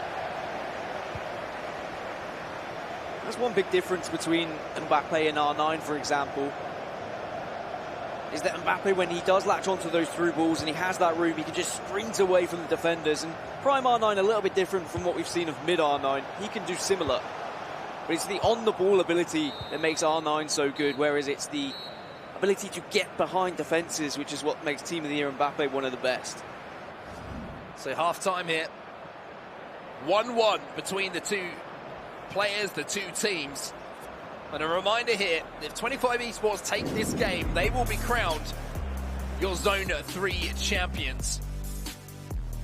But this has just been, to me, it's kind of caught me off guard, this first 45 minutes here. Both players giving each other a lot of room to work with. Too much room, you could say. There's that first through ball to R9, and he's just holding off the strength. But this is the difference. Look at the amount of room that Mbappe had in comparison to R9. Absolutely slicing through the defence. And let's go again, 1-1. It was different when we saw these 2 go up against each other before. It's the opposite way around. We've seen the equaliser now from Abuaza. As we kick off this second half, all the pressure on Pro Aziz. Can you take the lead again? Can you take this to a game 5? Or is Abuaza going to step up and win this competition? Well, Tuwaiq eSports have possession from the restart here, so they have the first opportunity to stride forward. I tell you what, Ruud Gullit is stepping through Bruno Fernandes to win that ball. Unfortunately, he can't get possession, however. Tuwaiq eSports now will keep that ball from the throw-in and move forward. There's a ball into the feet of R9. This is where it's so dangerous. The bridge outside his man. Can he find a pass inside? Yes, he can! And Tuwaiq eSports will take the lead. Take the lead again, and who else but Kylian Mbappe waiting in the centre of that box. It looked like the ball was going to be played behind him, but just able to tuck it away with a volley. And the keeper gets nowhere near it in the end. We're going to be asking questions again of Abuaza. How do you get back into it? It's the complete opposite of what we saw in the first game between these 2. Pro Aziz instead is the one asking the questions, and it's Abuaza who has to come up with some answers. Alphonso Davies with a beautiful ball roll. Will have space to work with, though. Now, the question for me is, how does Pro Aziz approach the rest of this game? Or is it going to be decided for him as a chance on goal? Somehow turns into a penalty. Well, we've seen a lot of penalties missed already. It's a dodgy one. There's bodies everywhere. Hard to call, but from the spot we go. Fernandez then. A little bit of a lifeline here for 25 eSports. We've been to the penalty spot so many times already between these two that once again, it's going to have a say in this game. Fernandez puts it straight down the middle. Well, back to all square. Actually, I think he went slightly right, and I think that's really clever because he's seen the goalkeeper step across. So either there's going to be two decisions: you stay there, but you're not going to be likely to save much from that scenario. So usually when people step across, it's the Harry Hesketh approach. If you're going to go the other way to try and cover as many angles as possible, cover the middle of the goal, and in case someone goes slightly right or slightly left. So after seeing that, he's put it right to the keeper, just banking on him not actually moving anywhere, and it's worked out really well for him. Here's Pele, here's Cristiano Ronaldo. Just for the cricketer, cancel, gets a little bit fortunate, and then overplays it inside the box. You can see the opportunity. He went for that scoop turn. Maybe he was expecting one of the defenders to bite in with a last-second challenge. The challenge never came. And now inside the last 30 minutes of regulation time between these two, Proaziz and Abueza, and still they cannot be separated. Nerves really going to start to kick in, and I'm wondering about the mentals now for Proaziz. He lost that penalty shootout initially. He's been given a penalty against him there, which was a little bit touch and go. Conceded the penalty, and now all his hard work has gone right back to square one. Has to try and find a goal again. It's Mbappe.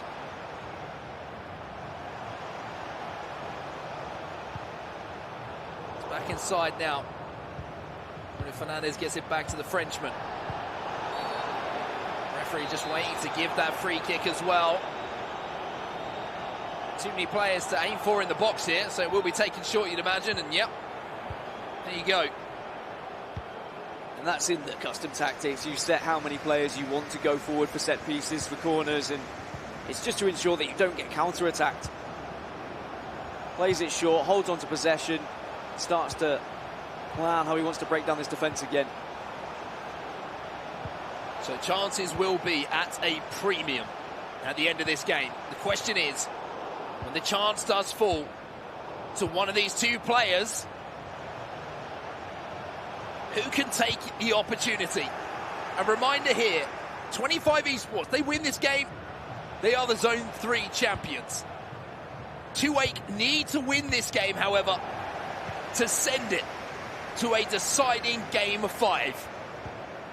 Proaziz is certainly trying to move the ball a lot faster for Tuwaiq than what Abueza is doing on 25 eSports. As soon as he gets that ball, he's firing it up the pitch. He wants to get those through ball possibilities.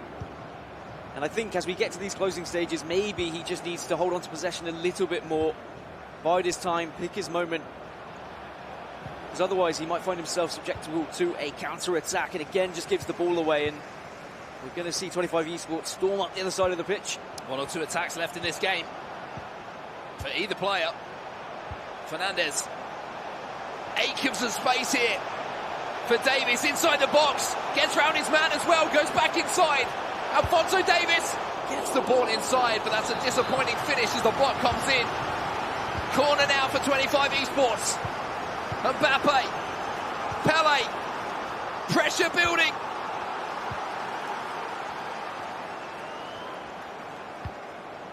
Hully goes inside to Bruno Fernandes.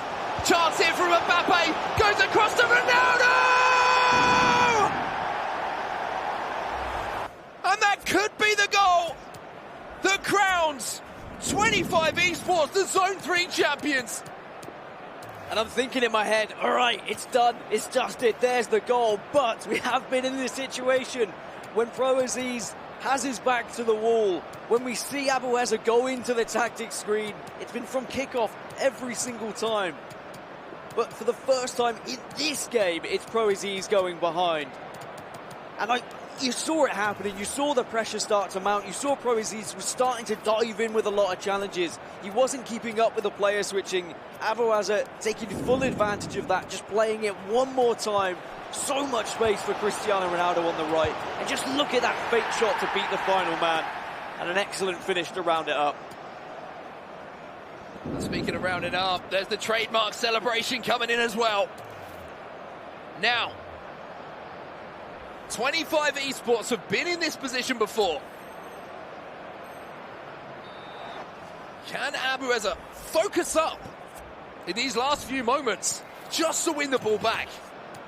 A tackle is as good as a goal for him here. For ProAziz, for Tuwaiq, you need to go to the well once more. You need to find a little bit of magic. I mean, it's felt like a bit of a story so far today. So it feels like we're going to get out of this score screen. We're going to have kickoff, and ProAziz is going to go up the other end and bang one in for 3-3. But how many times can you come back?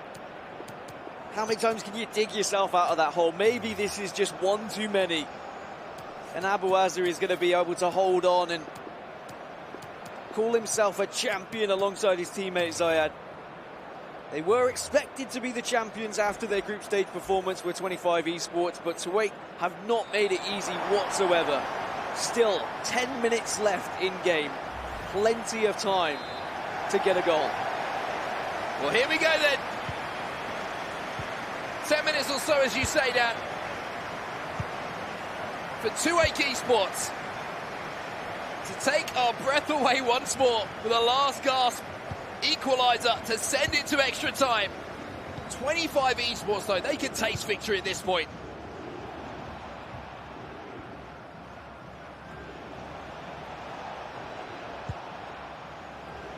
Ruud Gullit at the bottom of this diamond. Ruud Gullit at the bottom of the other diamond. Diamond is going to make the interception, though. Everybody back here for 25 eSports. Bruno Fernandes back to Gullit. Fernandes into the feet of R9. Snatched it. There is a little bit of time left, but now we just need to see a bit of keep ball here from Abuaza. He wasn't able to get this opportunity before. He was very much penned in, but now he's got so much space to go forward. Get to that corner flag. He plays it forward. Ronaldo to close things out for 25 eSports, and Abuaza surely has done it now. 25 eSports, 4-2 up in the deciding game with a goal in the 90th minute. And for everything that Tuwaiq have done to make this one heck of a series, 25 eSports are now marching towards being the Zone 3 champions. What a statement as well from Abuaza. So many players would have just run towards the corner flag, killed the game off there and then, but he saw the through ball, he saw the pass, he took the goal. The Zone 3 champions, 25 eSports at this point, because there's only 2 minutes of added on time. The slight tackles are coming out to ensure no tomfoolery happens. It's been a fantastic performance from Tuwaiq eSports. Both Nuav and ProAziz, hats off to you for how you've played. But Ziyad and Abuaza, they're going to be the ones celebrating at the end of this. And you can see in the player cam as well, Abuaza knows, he's feeling it, he's just waiting for the moment where the referee's whistle will go and he can call himself a champion. 25 eSports are your Zone 3 champions of the FIFA E-Club World Cup. I forgot where his badge was for a moment there. There's that much excitement. But the group stages were theirs. They were the team to beat. And they've come up champions against their rivals of this zone of Tuwaiq eSports. Head in hands, friends congratulated, all the emotions running through Abuaza right now. He had it all to do, Mark. I mean, the first game was lost by his teammate Ziyad, but then he brought them back in, he gave them confidence, gave them the belief. He didn't just bring them back in, he saved the penalty that would have put them 2-0 down in the series. I mean, that's insane to do that, to have that kind of ice, that kind of composure, to pull off that result, to put himself essentially in position to win it for 25 eSports, but that is what they do. 25 eSports, the champion. And you have to say that Abueza, that performance, not only in that game, which was conclusive and made him look like a king, it was the penalty save that was the turning moment in that series. Yeah, and you've got to feel for his competitor, though, for Pro Aziz, after taking the lead twice in that game and then conceding the penalty was really, I think, the breaking moment for him. Like, mentally, it's so difficult when you've done so much and you feel a little bit hard done by the game. He just wasn't able to keep his composure. On the other side, Abueza took full advantage of that, suddenly just started piling forward with as many players as possible. The chances were there, and in that final moment, where so many players would have just run to the corner, he said, nah, I want to close this one out in style. I would have shot.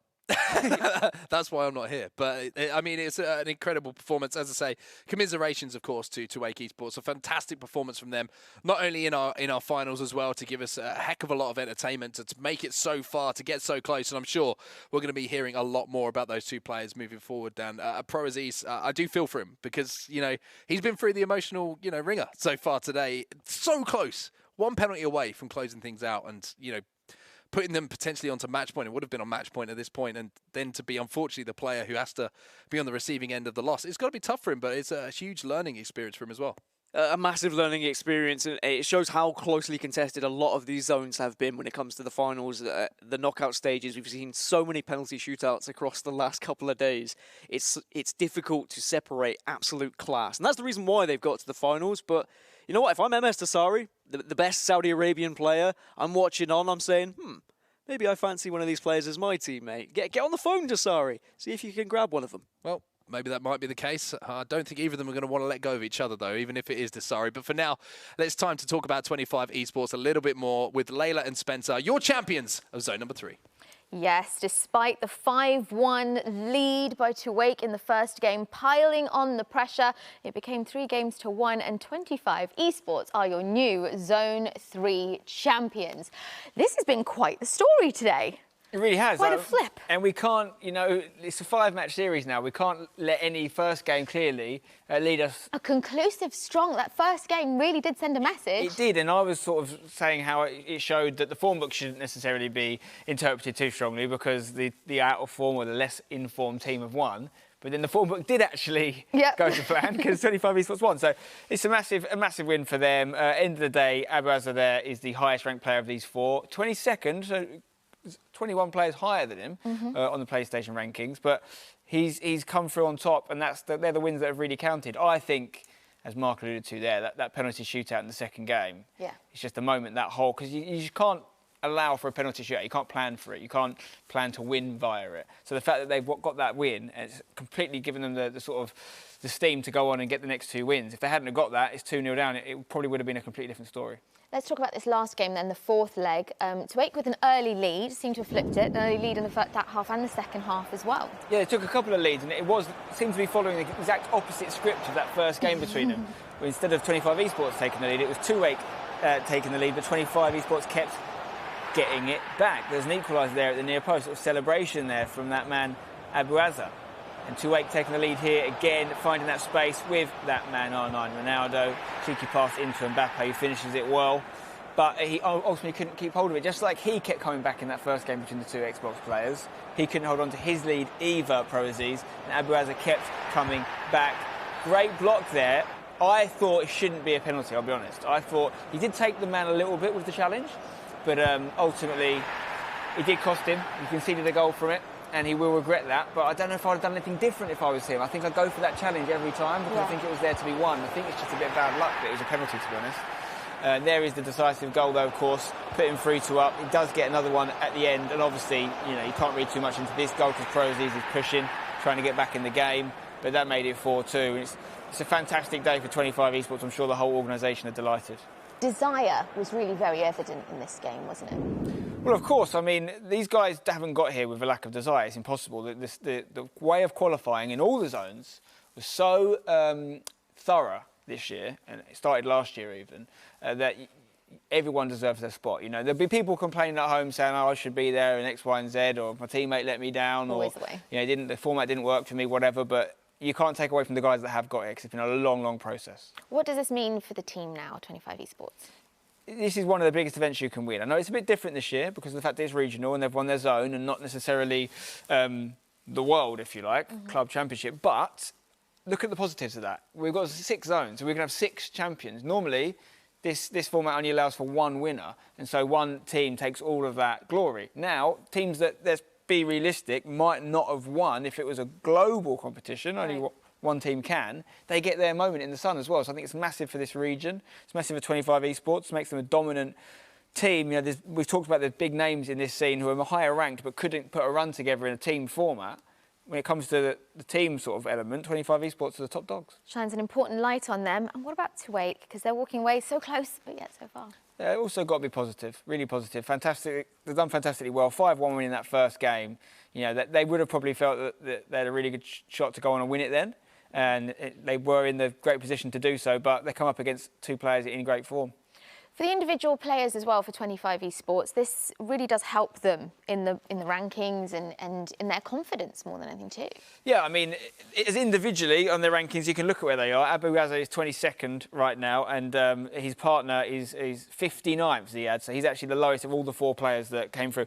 It's worth stressing, these are all PlayStation rankings, because these players, all PlayStation players, this region is very kind of PlayStation heavy, if you like, but they had to put 2 players onto Xbox. It's something I'd love to pick their brains about, because both teams chose to use their highest or higher ranked players to switch over to a console they're less familiar with. So maybe that was trying to match up who their opposition were using. Maybe it was a case of if one's going to have to get familiar, we'd rather use the stronger player.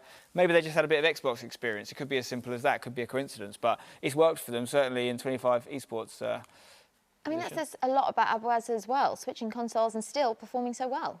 Yeah, I mean, I guess your opponent switched consoles as well, so it's kind of levelled it out, hasn't it? Yeah. But, I mean, that's where this obviously is a format that's devised for the world of FIFA, you know, with there's PlayStation and Xbox players. But then when you actually compartmentalise it into zones, some zones might be more prominent with different consoles. But you've got to keep the format consistent. So that's why it's done, and fair play to them that have adapted. Well, earlier today, we saw our Zone 3 champions. Now, today, our Zone 3 champions and Zone 5 later on as well. Can you give us a taster of what we can expect there? Well, anyone that watched yesterday obviously would have seen a bit of Zone 5 action. South America, some unbelievable performances. FIFAe are in there as well, which is really impressive, of course. Looking forward to seeing what they can do. But, yeah, I mean, South America is a region that never disappoints for me. I think they've got a really good section of players. I think they've got, they don't get considered, I don't think, in the same level as sometimes as maybe European countries, but they've got a whole plethora of talent. And this is a really good chance for them to remind everyone of that and show them what they've got. Well, we'll be back later to crown another set of champions, but for now, it's your Zone 3 champions, 25 eSports. Thanks for watching.